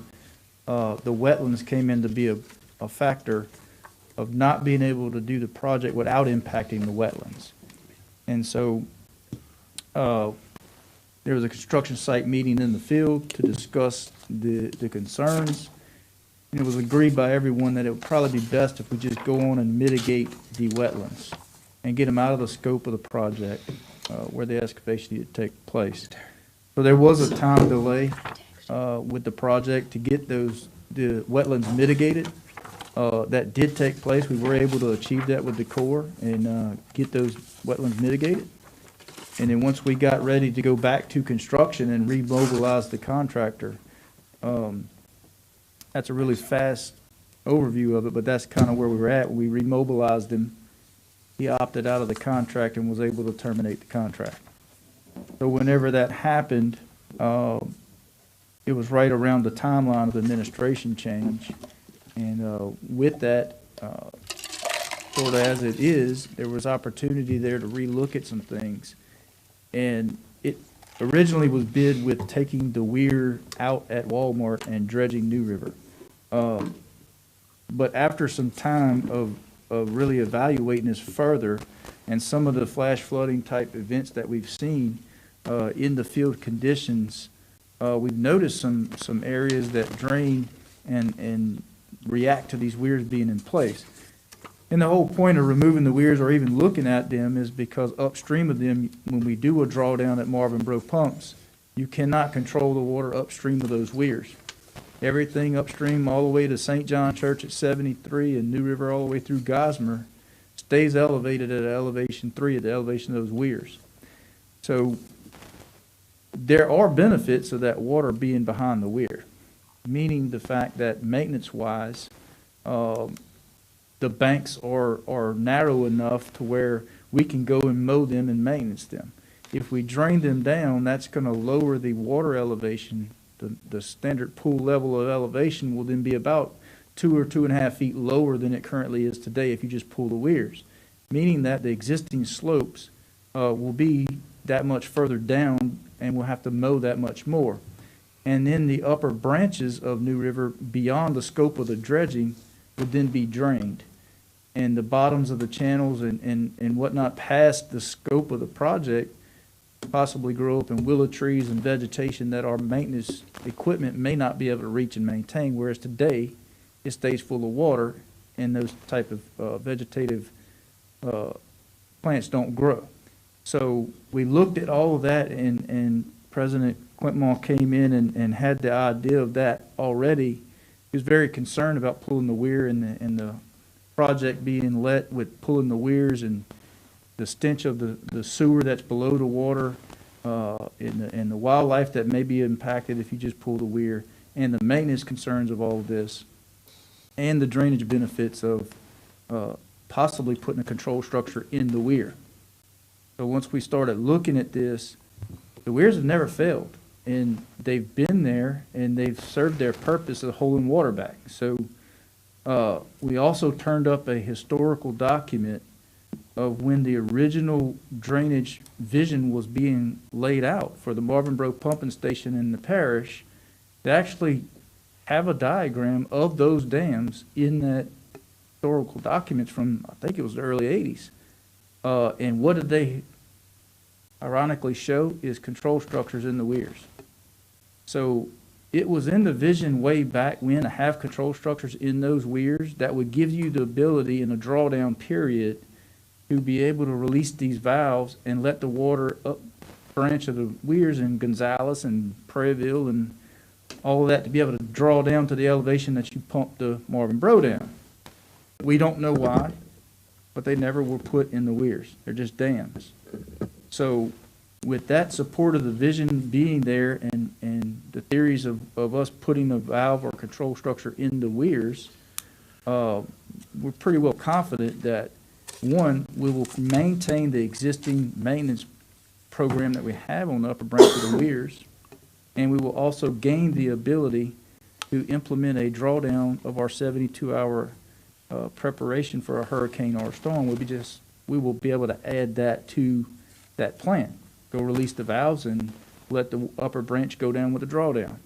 And then after the event's over, you shut the valves back, and the weirs will do what they do today. But dredging it will, when you do the drawdown, you will get the benefit of being able to get that water from the upper branch to the dams, because currently it's all silted in. So the valves won't function at a standalone installation. You need to do the dredging to be able to get the water out of the Goudine and the upper branches of the scope of the project to get to the dams. So where we're at right now is we need to look at where we want to go for as rebidding the project. And we've been in contact with the Corps of Engineers with the concept of installing these control valves in the weir. They have very little to no concern with seeing that being able to be done. We just need to get them cross sections and a diagram of how they would be placed in the weirs, and we have that. Davis Cole has done that, and the justification, the reason why, and most of that is what I just went over with you guys. So we're looking to rebid this project, but at the same time move forward with getting the control valves put into the permit and leave the weirs. And that will give us the ability to do drawdowns for flood control, but also up branch of the weir, or the upstream of the weirs, we'll be able to maintain the existing maintenance plans that we have in place, and we won't see those areas go dry and start growing in willow trees and things that would then obstruct drainage. So that's sort of where we are, is we need to move forward with bidding for the dredging of the project, but also moving forward with getting the Corps what they're asking for. And the end product would be that we would leave the weirs in and have control valves in them, be able to participate in part of the drawdown process. We'd be able to have that function there.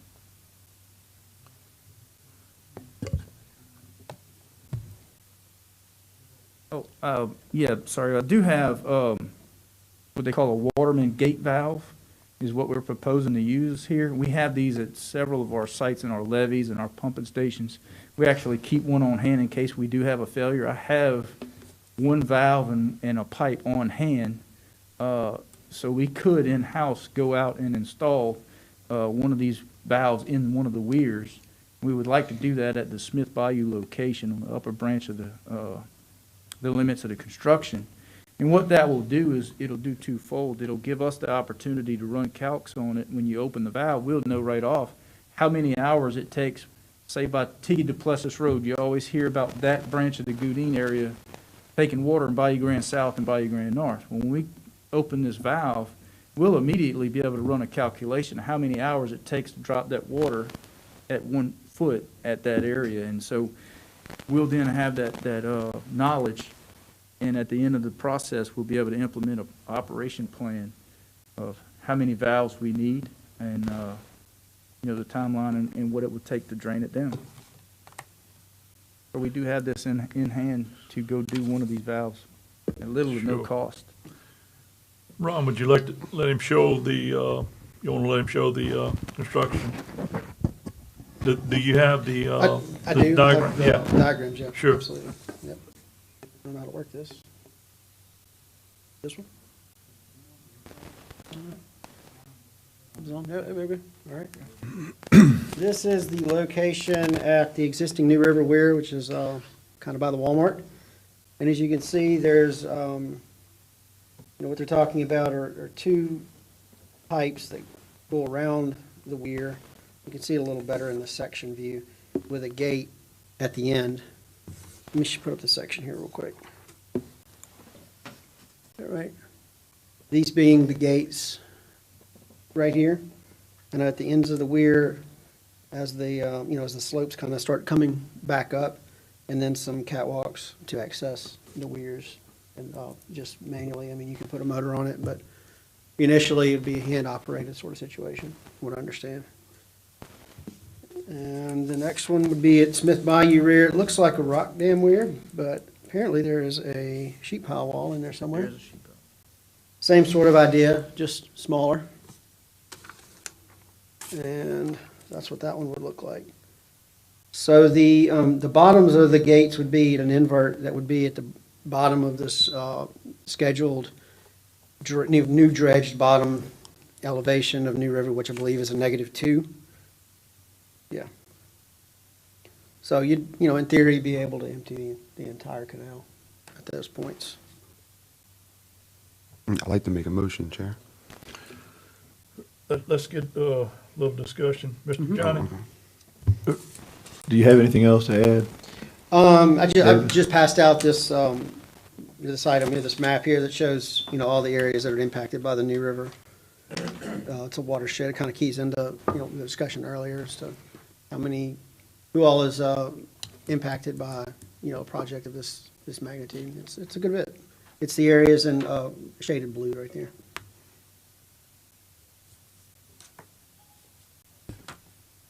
Any other discussion on the New River? Mr. Johnny?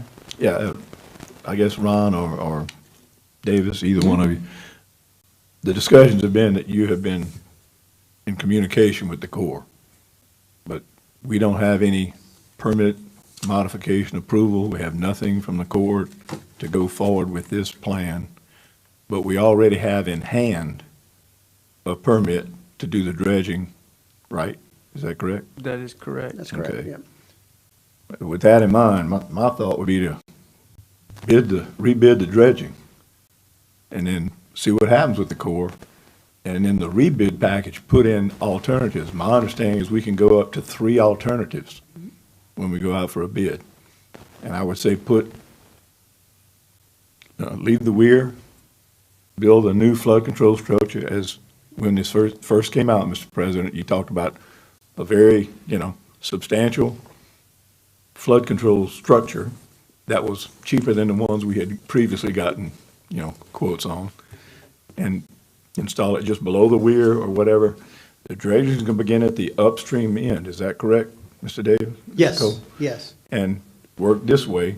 When we get there, by that time, the Corps will have given us the okay to do what y'all propose, or to put in a substantial flood control structure. And then we could remove the weir. I think removal of the weir is already in the permit. Is that correct? It's in the permit, yeah. So, We put in there to remove the weir at Walmart and at Smith Bayou. I'm of the opinion it doesn't mean you have to do it, it's just permitted to do it. okay. You don't have to permit, okay. That's my opinion. That's my recommendation, I'd like to go out for rebids to start the dredging, and with that in place, The dredging's we'll have to absolutely- wait to see what the Corps does, whether they allow it or not. I'm not against saving money, but I don't want to hold this thing up any longer. As Terry said, we Do it. get things, it takes us forever to get the permits. When we get it, then we had another hiccup with the wetlands. And now we've got everything green light to go forward, so we need to move on this.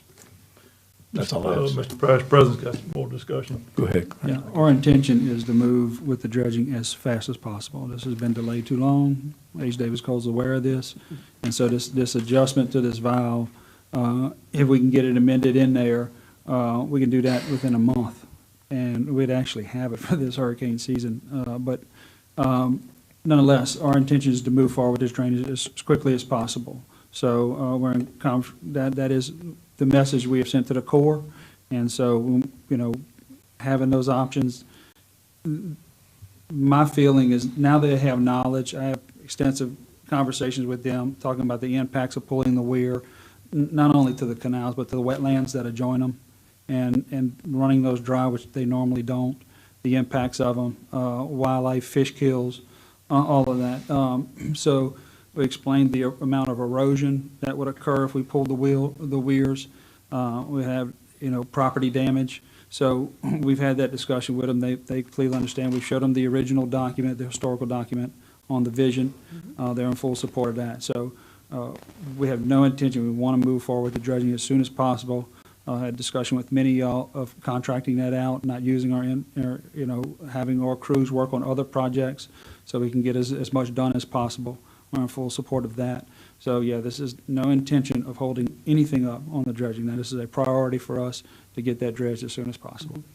I just want to add, as far as from the Corps standpoint and environmental impacts, what you have now, if we were able to put the valves in, you'd be able to maintain ecologically what is there now.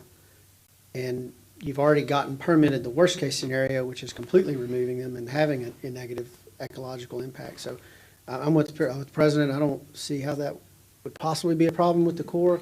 My only concern is the time frame. Anytime we get them involved, it seems like it's 3 to 6 months. Yeah, because I know the Corps said they require 45-day public Yeah, notice, they do regardless. require the public comment period and all that. Public comment period, 45 days, whether it's a major or minor, they're gonna have to make that decision. If they say it's a major modification, it'll be at least a 45-day comment period. In my And they mind, haven't they've already given us an answer on that. In my mind, they've already permitted the worst case scenario from an ecological standpoint. So I don't understand Sure. why Yeah. you would need the public comment, but they make their own rules, it seems sometimes. So. Mr. Aaron? No, President Quintal, I think you made a great decision. You keyed on what I was going to talk about, is that we contract this out to preserve our drainage employees, to let them go do more work around the parish. Right. We have the money within drainage, and I think it's a great decision, Mr. President, because this is just going to expand the amount of work we can do if we contract this out. Yeah. I'd like to make a motion to resubmit for bid. And also ask administration to move forward, working with the Corps on y'all's valves. Second? Look, just to make it clear before, Mr. Johnny had mentioned adding alternatives to the bid. Is that y'all intention as the board? What you got in mind, Kay? Yeah. With up to 3 alternatives. Well, and then I guess the second question would be for engineering and for the administration on that. Are y'all to the point where y'all could go out for bid with alternatives, or is there more design work that needs to be done? We could go out to bid right now with the option of having the parish installed the pipes. the pipes and weir gates around, which is y'all's intention, correct, to self-perform that work? Sure, Mr. Chairman? Parish. Chair? Sure. So in talking with the Corps, as far as the gate valve, we have already satisfied all their requirements. All we just got to get the information to them, which we all have complete. So we just get that to them, and that's done. There's no engineering there. We would actually put it in ourselves. So the alternatives, I'm not aware if that would require additional engineering, and it may. They said they would amend the contract that is a minor change and not have to do the public notice. That's what we were told. Now, could they change their mind? Absolutely. But that's not what I was told. Told that they would go ahead and amend the contract so we could go out for bid, put the amended gate valve in the weir and not pull the weir. So that's what I was told. But like I said, they could change their mind, but that's what I was told. Well, one of my concerns is that this has been, it's a concept, but it's not an engineered concept that this is going to work. Some calculations were made about measuring the flow and all that, but we haven't applied the HNTV model to this that I know of, and it's not engineered. The drainage project is engineered and approved and permitted with removal of the weir. That's what we got, not installing anything. I questioned Mr. Cole. If we went forward and said, put in a major flood control structure, build it below the weir, and when it's built and ready to operate, remove the weir, and it'll function as the control structure for everything upstream. I'm talking about the one at Walmart. So I would like to see that. If the Corps doesn't approve, for whatever reason, the installation of valves, I'd like to have an alternative bid to put the flood control structure in there. Obviously, we got to keep in mind, it's got to all come under budget, you know. Yeah. As Sure, far as the budget, we're good because we're doing this in-house. And the cost is minimal. I just caution, once you pull the weirs, it's a major fix. Put these things back and put a new one in place. The cost savings is in the millions on the gate valve. It was in the original design. It means it was engineered. It was looked at. It was considered. It was looked at by the Corps of Engineers who approved that plan. So this is not new. This wasn't come up my term. This was since the 1980s that they asked for control structures and floodgates. And what that does is it allows them to decide which way they want water to flow. Whether they want it to go down New River or when they want to go to Smith to Francois, and then allow them the control of that, just like Jefferson Parish does with their many pumps and gates and things. So this was in the original design. So it was engineered. It was looked at by the Corps, and it was accepted. I don't know why they didn't put it in. I have no idea. They should have, because we could have been utilizing them all this time. But it will stay under budget because it will be done in-house. The delay, I can only say, we're ready to get the information into them, ready to amend it. They said no public. We could just get it amended and start. Sure. Quickly, which is my intention. Discussion, Mr. Aaron. I was going to let John finish. In that case, I don't object to trying, okay? But it's, where I'm uncomfortable, it's not engineered and it's not modeled. What we proposed for the original bid, which was just to remove the weir and do the dredging, was permitted and approved. We ran into a project, problem with the wetlands. And that's been all mitigated, it's all taken care of. So we can go forward with the dredging. I say we do that. If you want to call that a separate bid and then say we're going to go out later to bid for the installation of the pipe and valves or the, I guess you say the flood control structure in lieu of the pipe and valves, that's one thing, but I don't want to hold it up anymore. So getting the dredging started, that's going to take what, 6 months minimum? Once they start? Theoretically, we could advertise as soon as in a week or two. I'm talking about the actual construction. The actual construction, realistically, 3 months. Yeah, So- 30-day bid period. And Like I said, if we can, let's move forward with something, and we can, I'd like to get it all done in the same package. It would be nice to know where we're gonna go from the get-go. But at a minimum, let's get this dredging done. All right, Mr. Aaron. Yeah, the only concern I have now is that if this was engineered 20 years ago, is that still good? I mean, everything I've learned about engineering is you have a lifespan on those. That something engineered 20 years ago, I can tell you, the drainage has changed a lot in Ascension Parish in 20 years. I think we'll all agree on that. We have now the capability to do 2D modeling of, I know that area is extensively modeled. I'd like to see this run through the 2D model before we decide to do anything, any of these changes, because I don't, maybe I'm wrong, we've got a lot of engineers in here, but it's my understanding that 20-year-old engineering plans are not sufficient in this day and age. We need something more recent if we're going to do that. So I think that's something, I prefer that. We not do anything with the valves and everything until we have it engineered or re-engineered maybe, and we model this. I think it'll just be a lot safer, because once again, we just talked about it. Without modeling this, we don't know what the unintended consequences are. We don't know what could happen and what won't. We have the ability to do modeling, and what's in this should all be part of a master plan. And we're getting there. We're not there yet. Mr. Joe? I feel like we're trying to solve an issue and hurting ourselves in the process. My first question is, do we have a second, or do we have an amendment on the table for changing this, as far as adding these other bids? Because we're trying to get the structure installed with the gate valve and the pipe and rebidding. So, no, we don't have anything yet. We just still discussing. We in discussion. Okay. I mean, my view, my perception from what's going on here, I mean, if anything, we're changing the scope of the work that's already permitted. I say we move forward with it as it is. If we separate the bid and we do all these other bids, it's bound to add just as much time to the project as us waiting and moving forward with the work. I mean, if they're ready to do the work, we have all the information there, let's move forward, do more, use our time more wisely. I mean, let's get some stuff done. Well, look, this is the point I was trying to bring out, just for clarification's sake for everybody, is obviously it sounds like y'all all on board with moving forward with the dredging portion of the project, but what happens to the weir is still in discussion back and forth. And when you say you want to go out for rebid, the original scope of work had removing the weir in it. So all I'm suggesting is you put alternatives in this bid, and you isolate the weir out of the original bid, and then you guys can figure out in the future between the administration as to how y'all want to handle that. But if you just go out for a pure rebid, the weir's coming out. And doesn't sound like that's y'all intention at this point in time. Y'all want to get the dredging going and then come back to the table on what to do with the weir. So that's the only clarification I'm trying to make with the alternatives, that is written in a way that the scope of work is what y'all actually want to do now and not necessarily what was approved a year ago. Sure. Mr. President?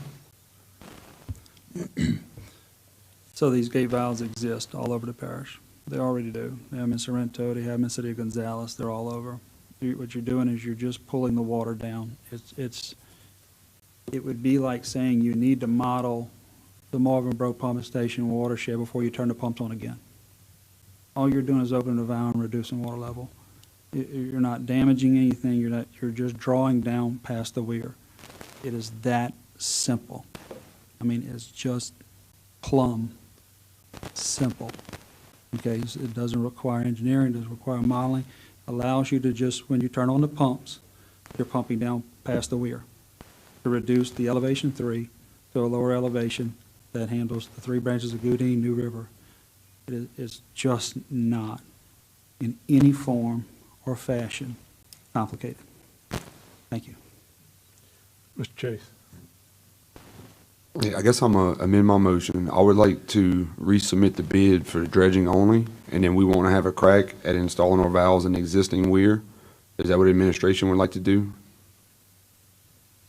That's my motion. And that's my recommendation. There's really no harm in that. You can go ahead and start the dredging work now while administration. We can always come back and if this isn't sufficient, we can always come back and address the weir. But look, you can bid it in a way that gives you the option to do whatever you ultimately decide to do. So you're gonna go forward with the dredging, and then your alternatives will be remove the weir, leave the weir, or do another project at the weir, whatever is ultimately decided to do. So I'm just saying, structure your motion in that way to bid it with those alternatives, and then the administration can work up the alternatives Right. on how to move forward. Davis will most likely have to put a clause in the bid package that says means and methods of construction will be need to be determined around the weirs being in place, meaning that if you need to dewater, you need to think about not utilizing the removal of the weir to do so. Right, So, yeah. And that wasn't, I mean, the previous contractor was gonna work upstream down, so they really weren't counting on that anyway. So I don't see any real harm in it. We'll obviously have in there that the weir's gonna remain. If we do get one of these valves installed, the actual contractor could probably utilize it some to, remove some water out of his construction site. Start digging, yeah. So we have a motion, amended motion from Mr. Chase. Do we have a second? I'll second that. Second by Ms. Terry? Just to include alternatives, right? So wait, just so we're clear, Chase's does say includes alternatives, right?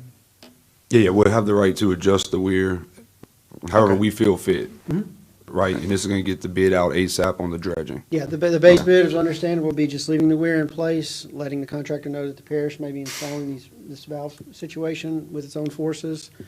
I don't know what the next alternative would be, maybe removing the weir or whatever. Okay. Okay, just want to make Flood sure. control structure. Yeah, or flood control. That's We, fine. we have a motion and a second on this. All right. Any further discussion? None. If any opposition? Motion passed. Thank you, Mr. Cole. Thank you. All right, covered policy, Mr. Ron? Yeah, we've brought this to you guys several times now, and we feel like we have a draft ready to go for us, bringing it to the council to bring it to the next step for us, getting it in ordinance. You'll see in a few later items on the agenda, if we get asked for certain things that are more or less more than a routine maintenance or a driveway improvement due to maintenance that we need to fix in-house, we're going to bring those items to you as far as if people are wanting specific items addressed towards their specific issues. So we feel like this will be something that will be in place to get a consistent response to the public, and it'll establish it in code, and we'll apply it to all the scenarios that come forward about culverts. But the next step in this, if moved on tonight, we will then go to planning and development to establish what they need to bring to the council to establish these permit fees and the structures for that as well to parallel this moving into the code. Motion to approve, Mr. Chairman. Second. Second. We have a motion and a second. Mr. Johnny and Mr. Michael. Discussion. Any opposition, discussion, Mr. Chase? I know we had a bunch of conversations about this, but I think this is probably the best put together draft that I think we've discussed. It looks like Cody doesn't have quite the heartburn he had the last time we discussed it. You look a little happy with it, so but this wasn't whenever you hear culvert installation ordinance, it doesn't sound like much, but it's a hot topic and it's tough. So look, I like it. I'm impressed. Living document, if we need to edit it, change it, we'll come back to you guys, but we need to start now. if Sure, possible. sure. All right, with that, any opposition to the motion? None? Motion passed. We'll go to N, approval to provide labor to install culverts. Mr. Ron? Councilman Dempsey, this is in your area in Greenfield, as you know. If you don't mind, John, you can bring that slide back up. I'll show you a photo of this, and this is some of the things that we see out in the public. In this particular area, if you look to the photo on the left of the screen, is a catch basin, and it was completely full, no drainage left, and you can see the line of pipe is the old metal pipe scenario, rotted pipes. And you can see in the photo on the right, once we got into digging up and excavating where we thought we could find a problem, I mean, the bottom line is the pipe had to come out. There's no drainage. This landowner has agreed to purchase pipes. We had to put an open ditch to get this open back up. One, their drainage was not flowing, and two, their plumbing was tied into the drainage box, so everything was not functioning. Motion to approve. Moved by Mr. Aaron. Second. Second by Mr. Michael. Who's that good-looking guy in that picture? Any discussion? I do have one question. Yeah, I got a quick question. Go ahead, Mr. Chase. No, I think Mr. Mason was first. You can go. No, go ahead. Right, just real quick, so based off the culvert policy, we wouldn't normally do this, right? Well, there's a clause in there that says request can be brought to the Drainage Board Okay. for expending funds on those specific frontages like this. And that's where on another item coming up next, you'll see another one coming up. And that's where we need to be consistent with this policy moving forward. If we're gonna do this, that's where we're. I mean, we're setting a precedence right now, correct? Yes, sir, you are. Okay. And I told the gentleman that lives here that I could not make the call to tell him that the parish would set his pipes back, that I would need to bring that to you guys for a vote and authorization to do this. So, yes, you would be if people buy the pipes and you put it back. It's work that we would have to do in-house. And we're gonna be putting it back at the appropriate elevation. Mr. Mason? Ron, I was just wondering, I think Chase touched on this in one of the previous meetings we had earlier this year, and I was just kind of thinking about it. And open ditch versus culvert. I mean, obviously culverts are needed for driveways, but I mean, is there like a recommendation the parish has versus like, would you rather have an open ditch? I mean, I think we would, obviously for maintenance purposes, but I'm just trying to see, I see a lot of houses with culverts in their front driveway, in their front yards and their ditches. Is that like just for like aesthetic purposes, or is there a benefit to this? Is there something I'm not quite understanding? Yes, some subdivisions, most of these areas are in subdivisions, and as they are designed today, they come designed curb and gutter. So Okay. you don't have ditches in the front, they have these pipes, and everything's designed mainly without metal pipes. And so we don't really have the problems in the newer developments, but these older ones such as this may not necessarily have been designed this way. And so, it might be that we could go in and just put the driveway areas back and leave open ditch. And this particular spot did not have a driveway on it. So, it could be an open ditch. But the landowner still would have to buy a pipe. And, it could be that they hire a contractor and go through the whole permitting process and get a request and hire themselves a contractor to go put the pipes back. But we were asked to bring this to you guys for a vote on this particular area to look at putting the pipes back. Thank you. Mr. President?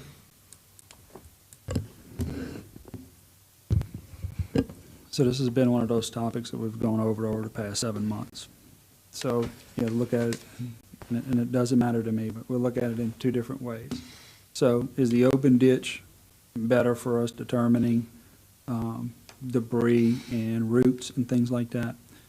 Yes, it is, but it also requires maintenance, cutting the grass, spraying, whatever be the case. So as you're driving down the road and you see the open ditch, do we have enough crews to, you saw the amount of off-road ditches on that map. Now, add roadside ditches. Do we have enough crews to go back and spray and cut all those things? So there is that cost to that. So then, if we go with drop inlets and covered, and we put that in and installed them, they bought the pipe, we installed it. Unless there was an engineering that showed us that it was destructive to drainage, and maybe we need to pay for the culverts, vice versa. What does that do for us? Yes, the possibility at some point in time, we're gonna have roots, we're gonna have obstructions, we gotta go blow it out, yes. But what you see is a good manicured lawn cut to the road that the owner keeps up. It holds the side of the road. There's no slope or crushing of asphalt as with open ditch because of the heavy trucks pushed down. You have a good shoulder there of ground against the edge of that asphalt, giving you longer life to your road.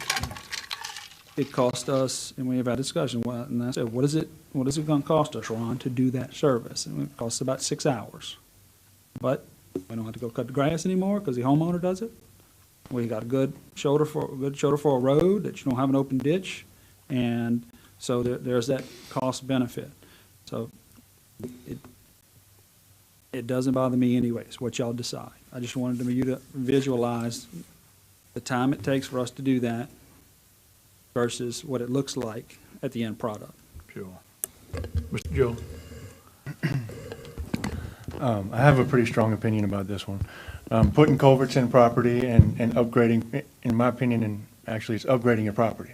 And the parish puts forward these guidelines, and we've put forward these guidelines for permits. And within these guidelines for years, they had these culverts that you see rotting out. I feel that if the constituents, if the people are willing to buy the culverts for us, that if we are capable of and we have the ability to put them in for them, that's a huge service to put for this community. It's not, I mean, I don't want to say whether it's fair or not, but we approved those culverts to begin with. So we're in a situation to help them. Let them pay for all the stuff, make sure it's all done the correct way, and let's put them back for them. I think it's a great idea. Appreciate that, Mr. Robert. Any other discussion? Yeah, I just want to make sure, and this is, they're buying the culverts and all, Yeah. we're just installing it. Yeah. Yeah, I think it's good that we do that for the citizens. Sure. No other discussion. Any opposition to the motion? None? Motion passed. Mr. Ron, I think we're gonna either delete or remove what you, Yeah, we recommend the removal of item O. Okay. Need a motion. Do we need to make a motion on that, Cody? Moved by If you're gonna Mr. remove, you need to do it by motion. Second. Motion and second. Any discussion? Any opposition? Motion passed. All right, P approval, Mr. Ron. Yeah, this is approval on a very similar scenario on Charlotte Avenue. It's been a problem, John, if you don't mind. So this is another one of these culvert requests, and you can see the concern here. We actually went out to Charlotte Avenue and did a survey on this, and you can see it's existing 15-inch culverts out there, and the landowners are requesting that we supply the culverts and the labor to do this because it's an upgrade to drainage.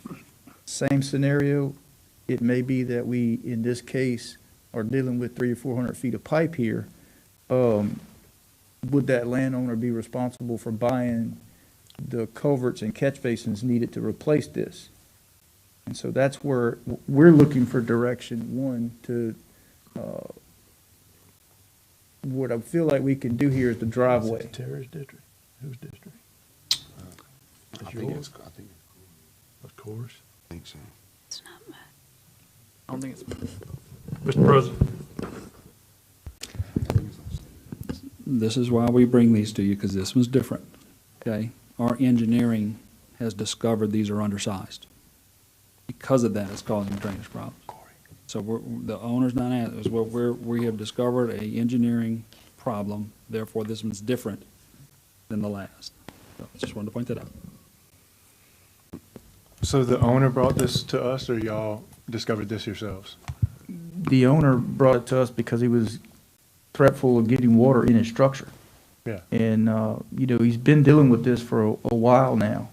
And fortunately, he hasn't got water in the house yet. But Tom is going out with his crews and surveyed it. And not only are we talking about the section of culverts that we have surveyed, but also the cross string where the water goes under the road to the outfall.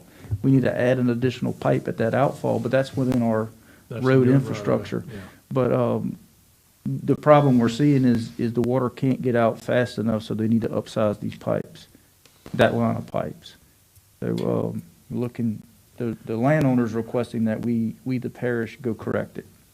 Because they did go through the permitting process several years ago with these 15-inch pipes. Sure. But that's what I want to add. They did get a permit back then. It's been a while. Yeah. But the parish said, use these 15-inch pipes. So they went through and got a permit and they put in. So that's, Sure. it's a different scenario, but you don't But want we kind of one have to in stay my opinion, consistent but that's with up to what you. we did the last one, because the corrugated pipes were approved too. Yeah. I mean, Mr. Aaron? Yeah, I mean, that really answers my question is, we approve these and over time, they're not sufficient. My other question is, I guess that was a statement before, you answered my question earlier. My other question is this affecting other people along that road? I mean, I gather from what you're saying, Yes. it's affecting more than just this homeowner. He is the one that's closest to getting in his home, but there's several other residents upstream of these driveways. Yes. Okay, once again, I mean, I think that's kind of the goal of the drainage department is to fix drainage throughout the parish, and I think that's great. So I'll make a motion. Moved by Mr. Corey. Second. I'm sorry, Mr. Corey's district. Corey's district. Aaron, Look, he's gonna really thank you for making that motion, man. Second by Terry. Second by Mr. Terry. Mr. Terry. If Dempsey doesn't make it home tonight, we know why. I had him on my mind, man, this, discussion, Mike. Yeah, is this like just a single road? Is this a subdivision? Like where, I'm not familiar with it. It's a dead-end street off of 73, right across from Right to Port Southwood 73. subdivision. Okay. It's right in that area by the Prairieville Fire Department. And it is a dead-end street, but there's several residents past Mr. Blanchard here that drain through there. Could we? And also, you have to understand, on the other side of Charlotte, it's an open ditch, but they have 24 to 30-inch culverts. So these culverts are definitely undersized. You know, they may not have been 15 years ago, but they are now. Well, could it be something we can maybe get with the residents to maybe do like a 75-25 matching, since they're the ones requesting it? I mean, I understand we need to do it. It's our responsibility as drainage, but I mean, we wouldn't have incurred this cost had they not made the phone call. I mean, it's just something looking into. I'm not saying that's the definite. I hate to penalize people for making phone calls, though. I mean, in all seriousness, I mean, they're about to get water in their house. I wouldn't look at it as a penalty. I mean, we're not making them pay for the whole culvert like our new policy is about to state. I mean, but at least kind of put something into it, a little bit. I mean, I don't know what percentage is even fair, but I was just thinking maybe throw that out there. Discussion, Mr. Chase. Is this the one that we went on one of the field trips, and there's actually like some new commercial stuff around there, and it's just there's so much more water flowing now than there was 15 years ago? Yeah. Is there this the some same commercial one? Developments around there. Okay. Ms. Terry. When was this constructed, Ron? Originally. It's been 5+ years ago. And since then, there's been a recreation hall with parking lot added, and then a church upstream of all of this. But,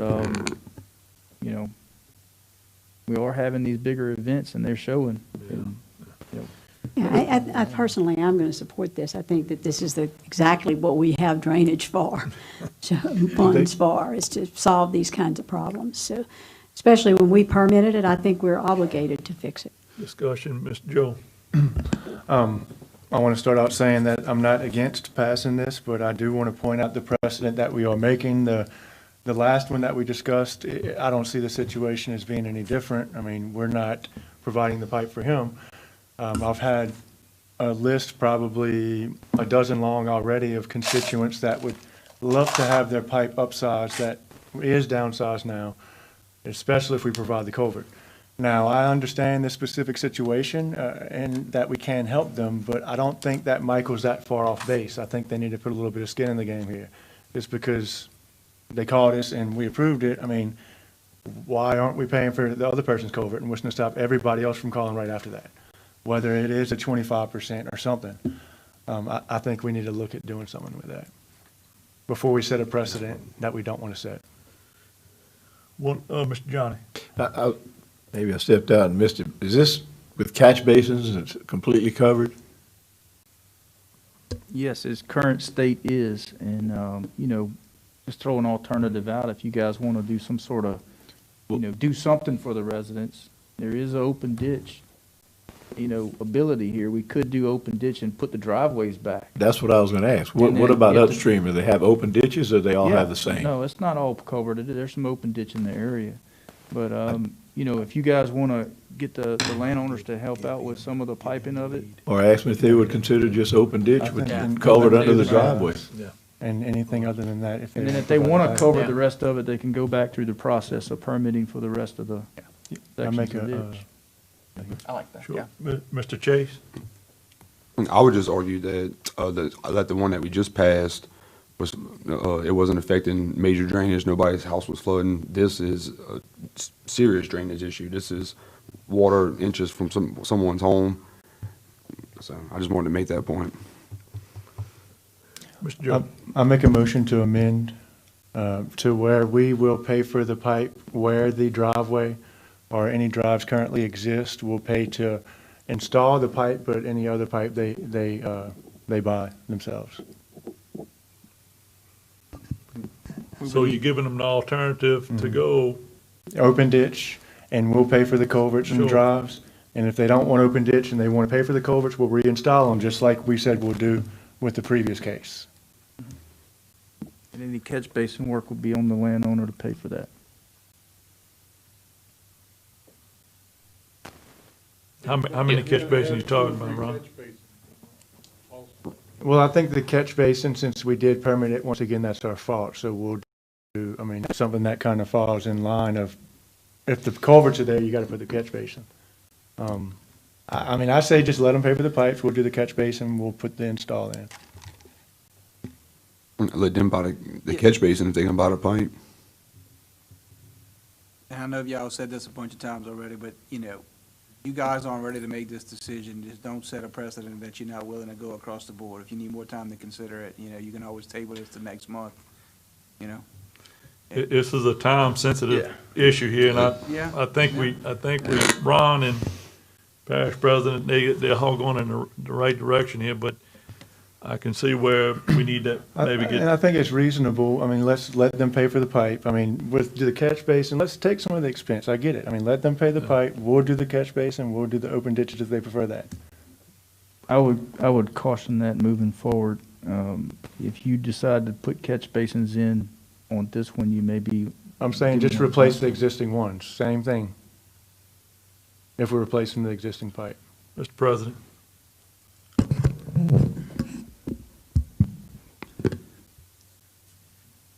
If we can go out and make sure that this is as clean as possible in this area for this homeowner, blow out the culverts and everything else, to give us a month to present to y'all what it takes to do this, step by step in cost, so you can visually see the catch basins, because that's something you don't really consider in all this, and that is a very big hangup, is how these catch basins are installed and us doing it and the concrete involved and all of that. So, yeah, we'd have to outsource it.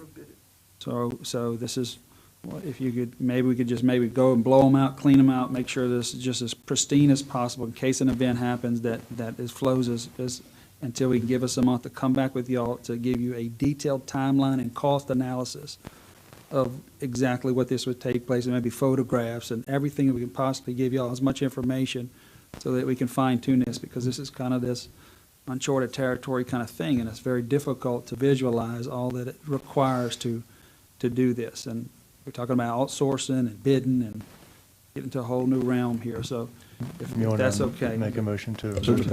I know it's not great for efficiency, but what if we pass a motion tonight to go open it up, let's put the driveway culvert in, and then we can talk about going and put the rest of the culverts back If in. the owner Well, we kind agrees. of Maybe started the owner putting won't them out agree. after we do that.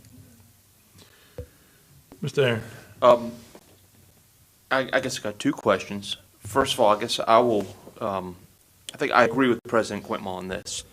Let's look at this, because I'm reassessing my earlier motion and my understanding of putting the culverts in and all of everything that goes into it, and I was a little naive on that. So first of all, I'll make a motion that we table this for 30 days, provided that the administration comes back with the information they just offered. My second question is, I'm going back, looking at our new culvert installation, replacement, and upgrade policy. Would this new policy cover this issue? And if not, we need to make sure this policy does cover this issue, so we don't come back on this again. I don't need an answer right now, but I want to make sure that this policy that we are looking at approving does cover this type of issue and the issue that we had before this. Otherwise, we need to review this policy. Well, if you look on page 2 in that section, C2B, Yes. I mean, basically the policy kicks this to y'all as a drainage board to be able to make the determination. And if y'all remember the last time we talked about this, one of my biggest concerns was the distinguishing factor shouldn't be whether the parish discovers it or the landowner calls it in. That's just not a fine, you can't make that determination one way or the other. This is a particular example of it. The landowner called in and said, I got a problem. We went out there, we assessed it, realized they had a problem. You just can't use that as your determination. So, That's what I'm saying. I think we need more guidelines in Yeah, and I this. think with the administration, and this is a hard one, and Clint around will tell you, we've talked about this for a long time, but, we probably need some guidance from you guys as to what do you want distinguishing factor to be? Is it gonna be we just go and return to open ditch across the board unless the landowner pays for the culverts and the catch basins? Or we just caution you guys from, picking and choosing how you gonna handle each project. Get something across the board that you all can live with. Well, appreciate that, Cody, but I guess the determine, back to here, what are you gonna go back with at the cross drain, Ron? What are you gonna have to put back when you cross Charlotte? They were just gonna add a pipe on the side of the existing pipes that's there. So what is under that right now? Is that a 15 or is that? No, there's a 24 or 30 there 24? now. We're gonna put an additional on the side of that Okay, to okay, allow almost double the water going under the road now because it can't get to the other side. I got you. Hey, Cody, in an instance like this, oh, I'm sorry, Ms. Terry, you go. That's all right. I was just trying to get Dempsey's attention. Go ahead, and I'll follow you. In an instance like this, I mean, the homeowner doesn't have a say-so if we go rip that pipe up. Yeah, if it- I mean, that's our servitude, that's our within the drainage- responsibility. Correct. If it's within the drainage servitude, it's your responsibility. Okay.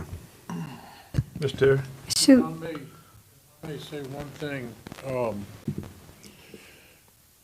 If you keep the policy, okay, look, Mr. Blanchard, well, we're gonna go out there and fix the 2 driveways, and we're gonna leave you an open ditch. Now, if you want culverts, you can come to the drainage board, get on the agenda and ask them, will you pay for my culverts? The reason I'm suggesting that is that water has been very close to this man's house.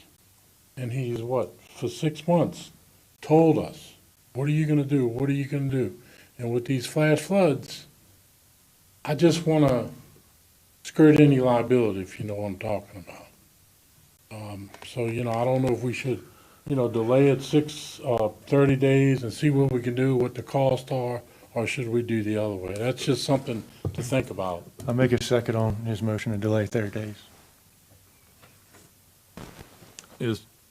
Ron, you're gonna have 30, you're gonna have enough time to assess and, Yeah, I mean, we already have as you saw, the engineering drawings of what Tom and this group is recommending, and we can put some estimates on catch basin costs, and we have the bid prices on linear feet of pipe, so it'd be very simple to throw you a cost on this for in-house, what it would Okay. cost. And go out there and clean it out immediately. Yeah, I mean, we could do that. Sure. That's no problem at all. And we'll discuss it with that landowner, because he's gonna, as Tom said, wondering what the vote was tonight. Sure. He's very concerned, as you can see. Ms. Terry? So I'm going to support certainly deferring. However, I'd like to encourage the administration to understand that if this board is going to have to make these decisions each and every time somebody wants to do this, then we're going to need some strong package with good information and good cost analysis and a strong recommendation from the administration, what you believe is the most appropriate way to handle this. Otherwise, you're going to have 11 different opinions up here about how to do it. And, if you have a strong recommendation on each one of these occasions, then I think some of us, or maybe even all of us, would say, okay, we've gotten some leadership here. So I would just ask that going forward, if we have to assess these, as obviously we do with this new policy, give us a loaded packet so that we understand what you're asking us to do, and give us a strong recommendation of how you think we should handle it. We have, Mr. President?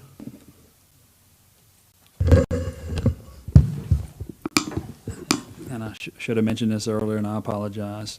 We could go put the extra culvert across the road, so if you want to amend that to make sure we put that in there to get that water across that road, we can do that. I'll amend my motion that we also add the crossroad drainage. All right, we have a motion and a second.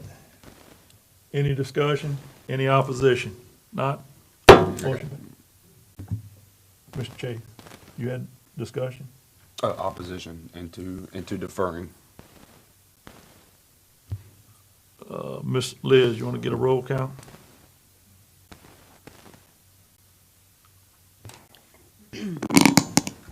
Commissioner Robert, Yes. Commissioner Malonzo, No. Commissioner Lawler, Yes. Commissioner Cazzo, Yes. Commissioner Mason, Just stepped out. Chairman Lambert. Yes. Commissioner Cagnolati didn't vote. Yes. Motion Six to one passed. pass, yeah. Okay, we're going to queue approval of renewal of task order contract. Mr. Ron. This is the approval to renew task order contract with Delcon LLC for the maintenance and repair services for Marvin Bro, Henderson Bayou, and Sorrento pumping stations. Just time extension for another term. Motion to approve. Motion Second. by Mr. Terry, second, Mr. Johnny. Discussion, any opposition? None? Motion passed. R, approval of renewal of task order. Mr. Ron. Same here, this is engineering support. We're asking for approval Motion. to renew the task order with Dura Group. Second. Moved by Mr. Chase, second by Mr. Johnny. Discussion, opposition? None? Motion passed. S, authorization. Go ahead, Ron. Authorization to enter into a governmental agreement between East Ascension Motion. Consolidated Drainage. Second. Before you guys take this up, let me just make a clarification on this. We actually have an intergovernmental agreement that's already signed with PLD on this one, so the motion just needs to be to authorize PLD to move forward right-of-way acquisition on behalf of the Drainage Board. So moved. Second. Moved by Mr. Terry, second by Mr. Johnny. Discussion. Opposition? None. Motion passed. T, another approval. Mr. Enlow. Good evening. This is to renew and extend the contract with H&TB for floodplain management for 1 year. What we're doing here is we have, this is just a time extension, basically, no money added. Motion. Second. Moved by Mr. Chase, second by Mr. Michael. Discussion. Mr. Aaron. I do have some discussion. This may be more encompassing than this, but I've been looking at this contract and where we've been moving on the floodplain management plan, and we haven't moved yet. I believe, first of all, I believe it's very important because sort of like we've done with Move Ascension, we have a plan, and we've just passed last meeting, a transportation master plan. I believe it's extremely important that we develop, implement a master drainage plan. Right now, we have 14 engineering firms doing work all throughout the parish. It's not always coordinated. I believe that we need to coordinate it. We need to model everything. Right now, we're about to go in executive session because we have some issues with working with other parishes and how what we're going to do affects those other parishes. And I think part of having a master drainage or floodplain management plan, I think is the better term for it, would help us avoid some of those conflicts. Also, right now, we have a 4-year revolving of administrations, sometimes 8, sometimes 4, and it's nothing to do with this administration, but every time you have a change in administrations, priorities may get changed. This may impede the flow of work. We've seen that we have some projects that have, stalled, and sometimes it is because maybe a new administration has a different plan for it. So you end up with a delay there. I believe if we get a true floodplain management plan, we're going to have a continuity in how we handle things throughout the parish, and we will avoid having these change in plans with a new administration. So I think it's very important that we get something very long-term. Additionally, I think a long-term floodplain management plan is needed. Right now, we've spoken in the past year to our federal representation, our congressmen and our senators, and they have indicated that they don't want pet projects. They don't want to approve pet projects, whether it be a pet project of the parish or a pet project of certain council people or administrations. What they want is data-driven information on projects, a long-term plan. They want these projects that they are going to go fight for in Washington, D.C. They want to have a plan that they can point to and say, this is important to this region, this is the data that supports it, and this is not going to be changed with the next administration or the next changing of the council. They want to have something that they can go to bat for us on, and I think this is very important that we move forward with a floodplain management plan. So the questions I have is, what will it cost? What will it take to extend this? We're extending the contract, but more than just extending it, what will it take to begin the process of creating a floodplain management plan that we have? I had some paperwork on it. We did some work on this, and I could tell you, where is it? There it is. It's been stalled. Since 2018, it looks like. We've worked on this. We started with the contract in 2017. I think it's time that we started moving forward on a floodplain management plan. So my question is now, what will it take to kickstart this, whether it be funds, approval from this board? What do we need to do? Anybody can answer that. Mr. President.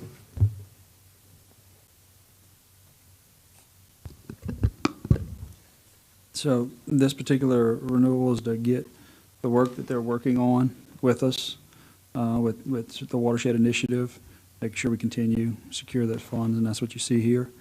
What I would suggest, this is up to y'all, since you're talking about a long-term plan, since you're talking about modeling, this is millions of dollars. I would suggest you go out for a bid, you open it up, you let every company come in here and they pitch their best product to you, because once you do this long-term deal, likely that this is the company you're going to be with. And it could be H&TB, could be anybody. What I would suggest is you open it up and you let them come in here and give you their best pitch and what they're going to give you as a product and what's our return on investment. And that's just my suggestion, is this is a long-term deal, like Councilman Law talked about. So let's make sure we choose wisely, and let's make sure that everybody comes to the table with their best product and their best pitch, so that if we're going to do a long-term deal, that we choose the right company. Thanks. Mr. Chase. Ms. Terry. I certainly support moving forward with this piece tonight. And I do have a real lean toward H&TB because of the work that they have done already on this issue. So while I don't object to putting it out for bid as any long-term floodplain management, I do believe that they have a significant commitment already in this parish and have already done a lot of work. So I can't imagine that they wouldn't be the primary source of this kind of data for us.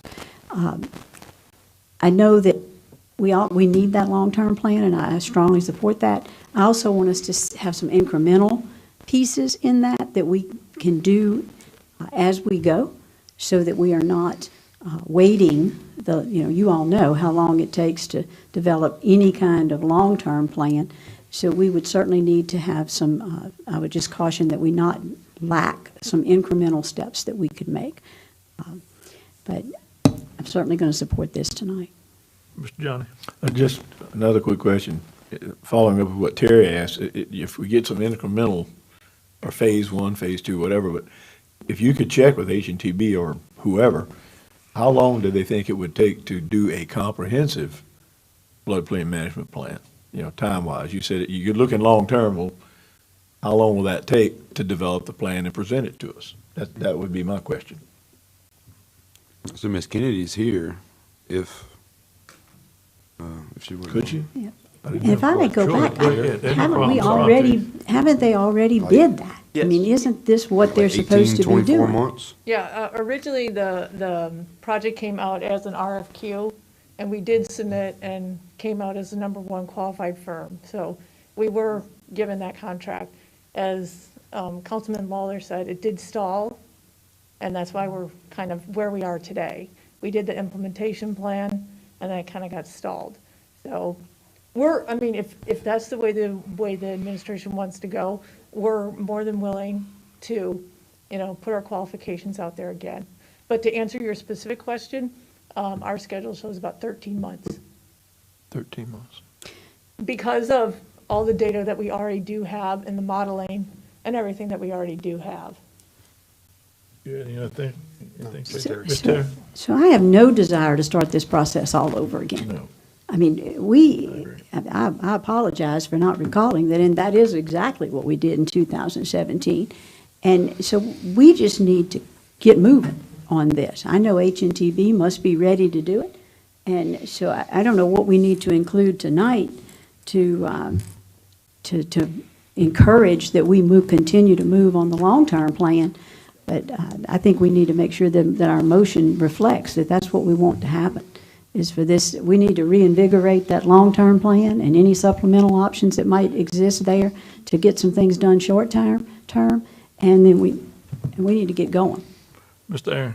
Yeah, and I guess I would clear before, yes, we have, this has already gone out to an RFQ. We've already done those steps. I certainly don't want to delay this anymore. And I guess that was kind of my question, maybe it's to you, Cody, also. Do we need to make an amendment to this motion, or to this, or how do we move forward with? Yeah, look, I can't answer that tonight. I need to go back and pull the original contract and all the different amendments and see what's the status of it right now. Because it's my understanding that the original contract was to move forward with the floodplain management plan and implementation plan. And right now, we're lacking that. That's, I mean, to me, that's key. So, I'm looking at some of my other. Yeah, You got a minute? You got a minute? Yeah, go ahead. Johnny? With that in mind, what she just told us, I would offer a substitute motion that we extend the contract for 13 months. You said it would take 13 more months, right? To come up with a long-term plan? I'd have to go, Instead of let me extending go it back. for a year. Mr. Enlow, you know, is that what you're looking for, the time extension, or what exactly you wanna? Well, we wanted a time extension to, we believe the contract ends in August of this year. So Okay. to do these two application submittals for the Watershed Institute, we were looking at $55,000. I think there's $88,000 left on the contract, but it was going to take about a month and a half longer than August 7th. So that's why we're looking for this extension. So 88,000 minus 55 gives you $30,000. Okay. Mr. $30,000 doesn't get us a long-term plan. No. So what do you need to, I mean, we bid this. We have a plan, we have a company that is authorized to do this. What do we need to do to get them to developing a long-term plan and whatever else, the two other things you mentioned just now? Watershed initiative, yeah. The watershed initiative and, Yeah, You can be going outside. I guess we need a full proposal on that effort from the implementation of that plan. I don't have that in front of me. I'm not sure what Yeah, I mean, the you most gotta- recent. You're gonna need a scope of work that Dollar everybody amount wants to is, move yeah. forward on. Then Exactly. you're gonna need Apologize. the amount that it's gonna cost, and you gotta make sure that you got the monies in the budget to go ahead and approve that. So that's what you would need before you'd make a motion to move forward on that task. So can I? Sure. We did submit that proposal back in July of 2018. I resubmitted it recently just because it needed to be updated because it's been 2 years. And the cost of that is like 2.19 mil, 2,195,000 or 193,000, right around there. that has yet to be approved. Correct. Okay. So, And that's border to border? That's the entire parish? It does not include the West Bank. Okay. so I'm going to make a motion that we move forward with our long-term drainage plan with HNTB, who has qualified and been selected to do that work. And let's don't stall. I mean, we just need to get this work done. You got that. I agree with your intention, but let's hold up just a minute. My intention is to have a big discussion here. Right. Mr. Mike? Well, if we know, I mean, if they're estimating 2.19 million, I mean, that definitely should go out for bid, huh? Yeah. It already has. It already When? has. In 2017. But this We've is a new already done project an we're RFQ. talking about, right? No, same project, So they were awarded this project? Yes. Yes. Why hasn't it been done? because it got delayed. For what? That's- Because That's what I don't understand. Yeah. And Mr. no, President. the administration didn't push it forward. Previous administration. We just need the finance department to ensure that we have the money in the budget. If y'all's intention to do that. So as soon as we can find that, make sure that the finance department says, yes, we can budget this, we get the money, we have the money, and we can move forward. That would be my only suggestion. Let's make sure we have the money and we budget it. And if we need to amend the budget or whatever. Because if it's been delayed this long, there's obviously, I doubt it's in the budget, but with the finance department to ensure the money's there, because it is over 2 million. To ensure it's there, and then we'll be ready to move forward. That's my suggestion, Yeah, let's just and make sure just- it's in the budget. Just to answer your question, Michael, the way these contracts are worded is they're task order contracts. So we go off RFP for a certain scope of work with a not-to-exceed amount, and then the administration at the time issues a task to move forward with a certain, basically a task, whatever's defined as that particular task. So that's how something could have gotten approved and not necessarily moving forward to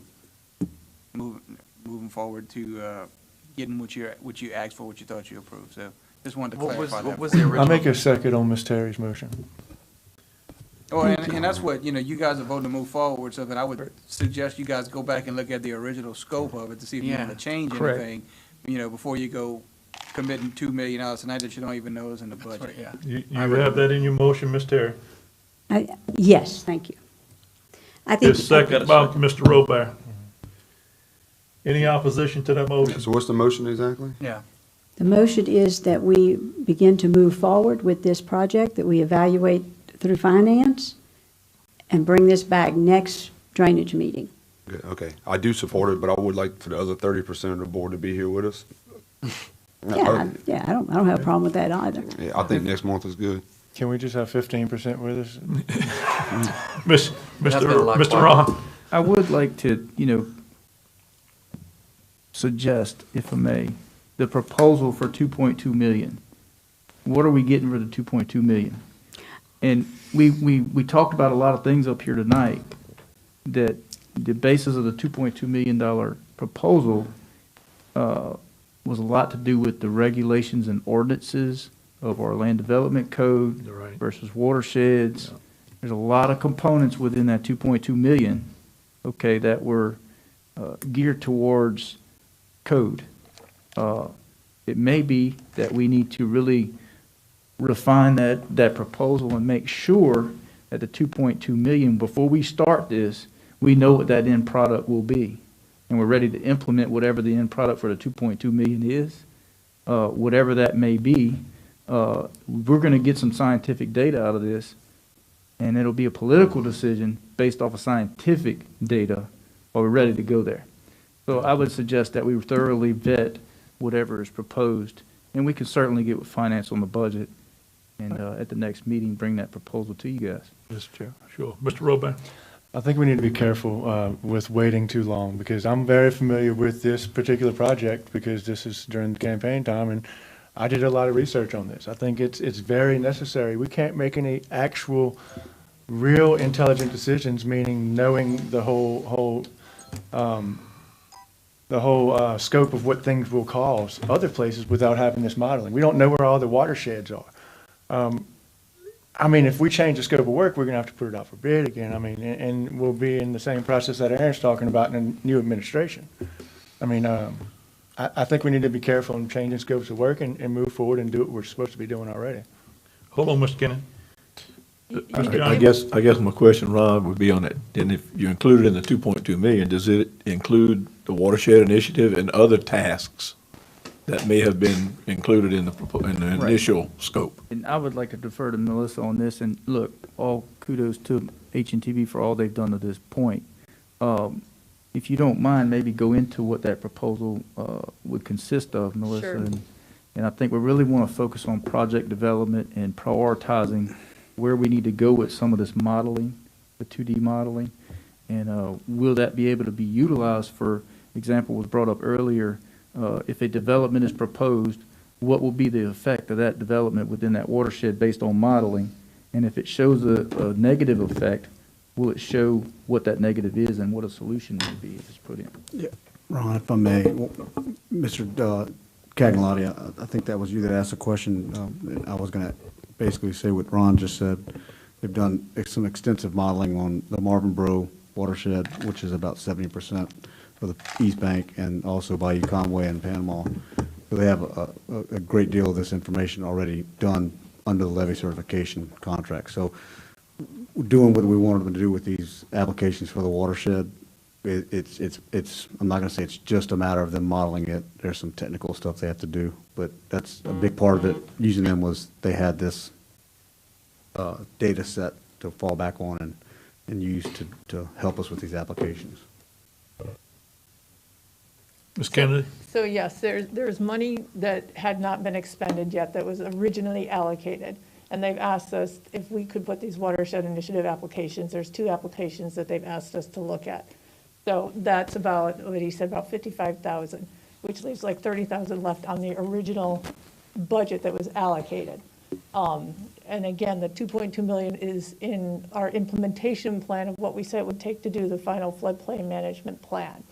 So that's where that budget comes from. It's just never been approved. So, and to answer your question, our scope, what we have, if we need to modify it or relook at it or revise it because of changes from since 2 years ago, we can do that. That's not a problem. And of course, we would update whatever the fee is based on whatever that scope modification is. Currently, what's in the scope right now is to do some additional data collection in some of these watersheds where we hadn't done the data collection. Buddy Creek by Manchac area, Henderson Bayou. Most of the other parish, we've already collected the data.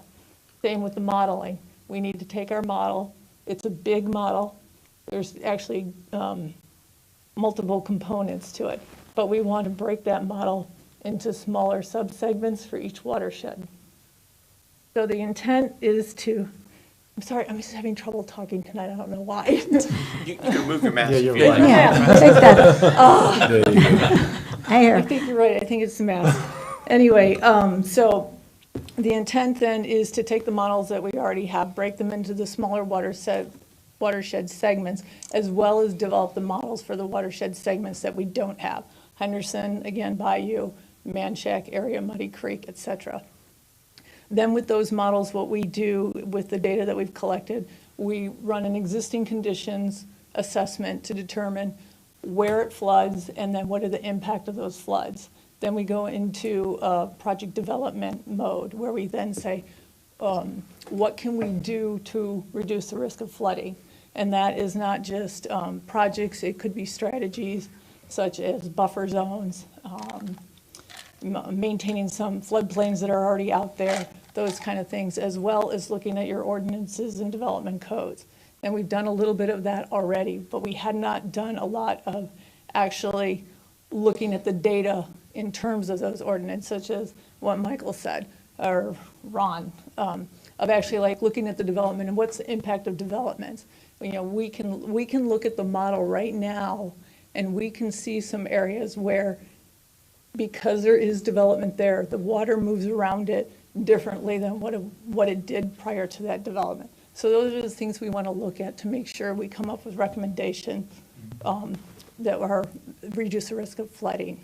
So at the end of this, then you will have a plan, a long-term range plan with recommendations for projects and for different other strategies. So that's basically the intent. You good, Mr. President? So what we've done in the last 7 months, and as these things come up, is how do we utilize information? How do we utilize it? And that's why I just encourage this board to go over that question. Because if we do this and then we get a bunch of information and then the administration says, well, I don't know how to handle it or what to do with it. For like example, you know, when we do the modeling, what is that end product going to give us? What is our return on investment? And that's a key component in moving forward. So we want to ensure that in this task order has that, so that this administration can utilize that and regurgitate it back to y'all to make these decisions. And that's the only thing. And I agree with Mr. Robert's aggressiveness, and we got to get this done quick. And that's fine. It's just if you don't do it right, then we think, well, why you didn't speak up, Clint? Why you didn't say, I need to know what the end product is. I need to know what this administration can use this information, this $2 million worth of task, and implement it to improve drainage for our constituents. And that's why I just encourage you to look at that so we know what that end product is and how Ron and this drainage can utilize that to improve drainage. And work with HNTB to ensure that they're giving us that product that we can utilize and how we use it to move forward, whether it's looking at small developments or larger floodplains. And so just want to make sure that that task order and that information is correct. Sure. Mr. Aaron? Yeah, a couple things. I agree, we have to be able to use this information, but I think that falls on the administration to figure out how to use it, because we're going to get a lot of information. We're going to learn about our floodplains, our waterways, and this is time sensitive. I mean, this has been going on for almost 3 years now that we haven't moved forward with a floodplain management plan. And for us to tell the citizens of Ascension Parish that we're just sitting here tonight that we're going to delay this even further is almost preposterous, considering all we do is talk about we need infrastructure, we need drainage infrastructure, and that's what this is going to do. It's going to give us a way not only to figure out what we need, but how do we implement it and prioritize it, because that's one of the keys, and that is something that we did with Move Ascension is we prioritized what road work could be done, how do we get the money for it, how do we get the federal matching funds for it, and that's a huge part of this is how we're going to obtain matching funds. And there's a lot out there, probably more for drainage than there is for transportation. The other part of this is, I know there may be some concerns about the budget, $2.1 million. We have $30 million in drainage. We have $30 million.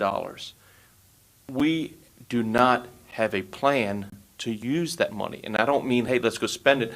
I mean, we need a floodplain management plan. You don't build a house without planning it ahead of time. If you do, you end up what we have now is we have neighborhoods that are built on top of neighborhoods where the drainage doesn't work with each other. And we see it every day. This is a step towards avoiding that. This is a step towards not just the small neighborhood by neighborhood, but waterways, we're about to do work on New River. We've got the Frog Bayou going in. These are all very good projects, but let's make sure we know how they work together. One of the things that we're about to go into an executive session because there were questions about how work we're going to do is how that's going to affect other parishes. I know that HNTB is doing the same thing for East Baton Rouge Parish. We need to work regionally, and this is also a step towards that. This is exactly what our congressional delegation has told us to do, is that, hey, you need a plan. Don't come to us with pet projects and things you want to get done. Come to us with something that you can say is part of a plan, it's data-driven, and that's exactly what we're working on right here. I think this needs to move forward. I have no concerns about the budget because we have the money. We need to do this, and I'd rather get this done sooner than later. Mr. Joe? I think another reason that we need to move forward with it is our field ordinance. This will give us actual numbers instead of having to worry about arbitrary numbers and this and that of different areas of the parish. And I don't want to be that council that put it on hold and put it on hold. I think this is going to be it's a good starting point for the rest of Ascension Parish's future. Okay. So I feel like the 30 days is fair as far as budgetary. I mean, we'll still have to vote on any major expenses or any expenditures anyways. But I mean, I just want to reiterate, I'm ready to move forward. Appreciate it. Anything else on this side? Mr. Enlow, this is your time.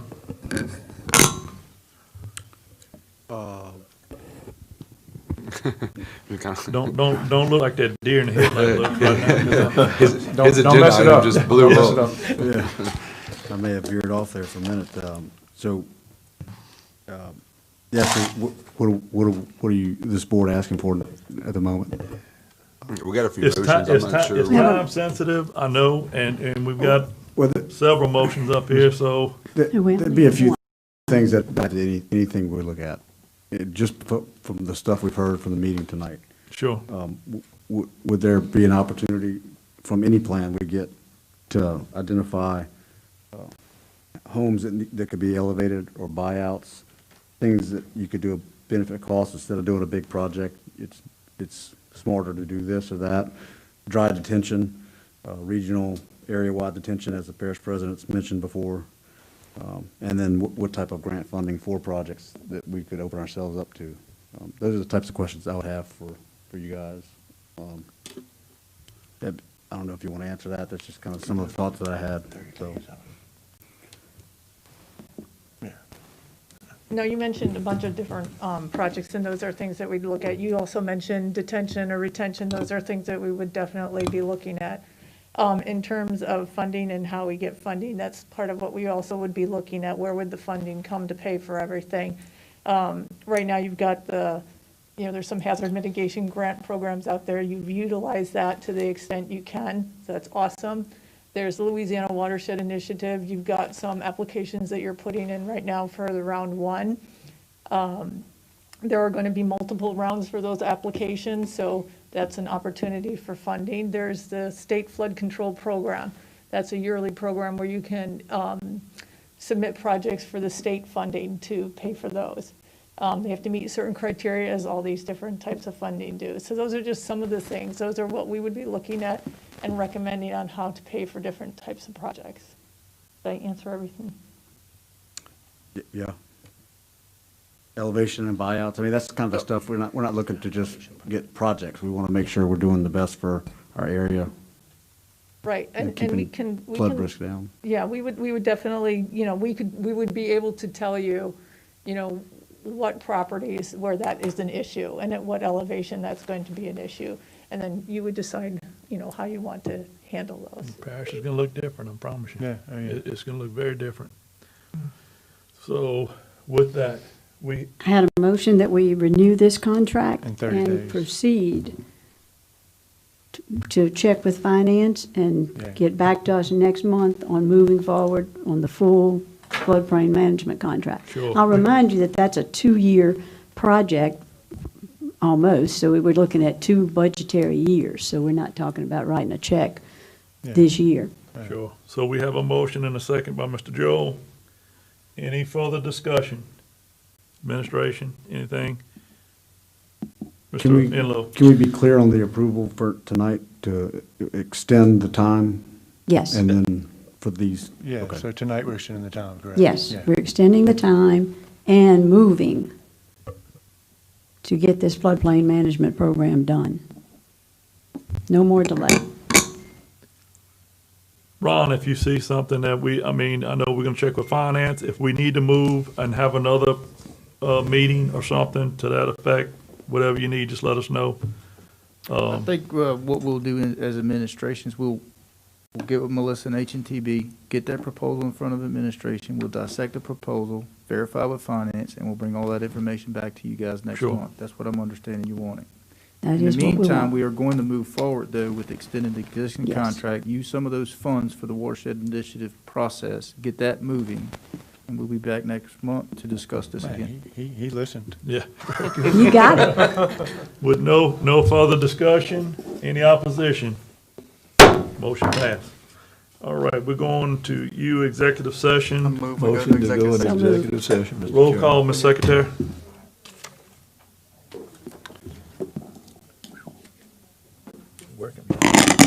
Commissioner Robert? Yes. Commissioner Melanson? Yes. Commissioner Lawler? Yes, ma'am. Commissioner Cazzo? Yes. Commissioner Cagliari? Yes. Commissioner Mason? Yes. And Chairman Dempsey Lambert. Yes.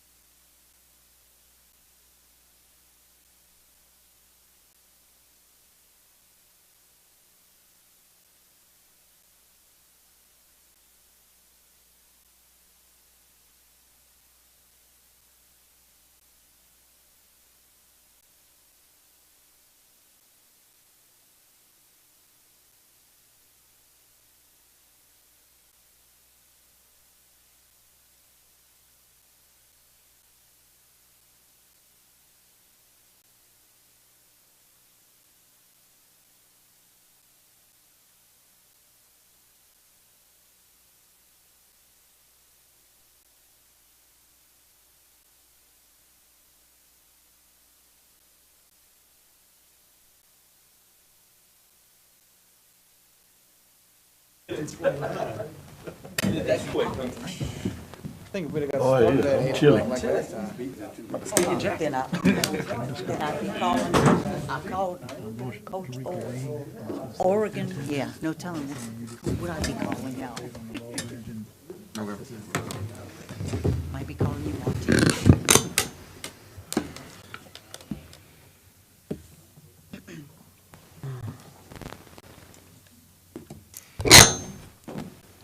Motion to reconvene? Motion by reconvene, Ms. Terry, second by Mr. Johnny. We reconvene, Mr. Malonzo. Not much update, just update. We are progressing talks between Ascension and Livingston for 20, or Laurel Ridge Levee extension project. Appreciate that. We'll move on to V, the executive session for the city of Sorrento. Motion to enter executive session. Motion by Mr. Aaron, second by Mr. Johnny. Roll call, Ms. Secretary.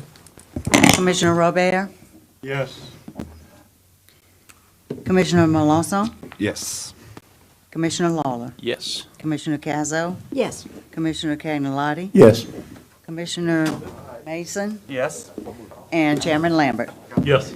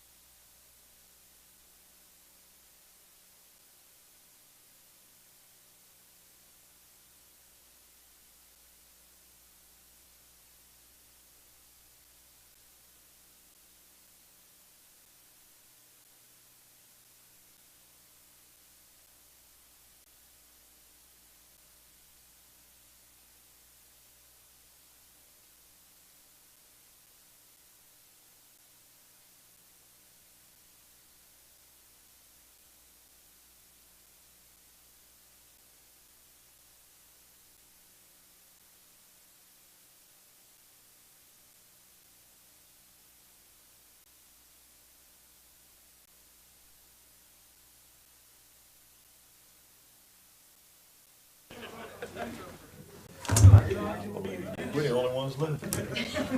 Everybody else gave up. No, there's my mask. All right, my mask. So on top of things. He probably wasn't there. No, somebody didn't put it back. Motion to reconvene. Second. Motion by Mr. Green, by Mr. Aaron, second by Mr. Johnny. We can reconvene. Mr. Robert.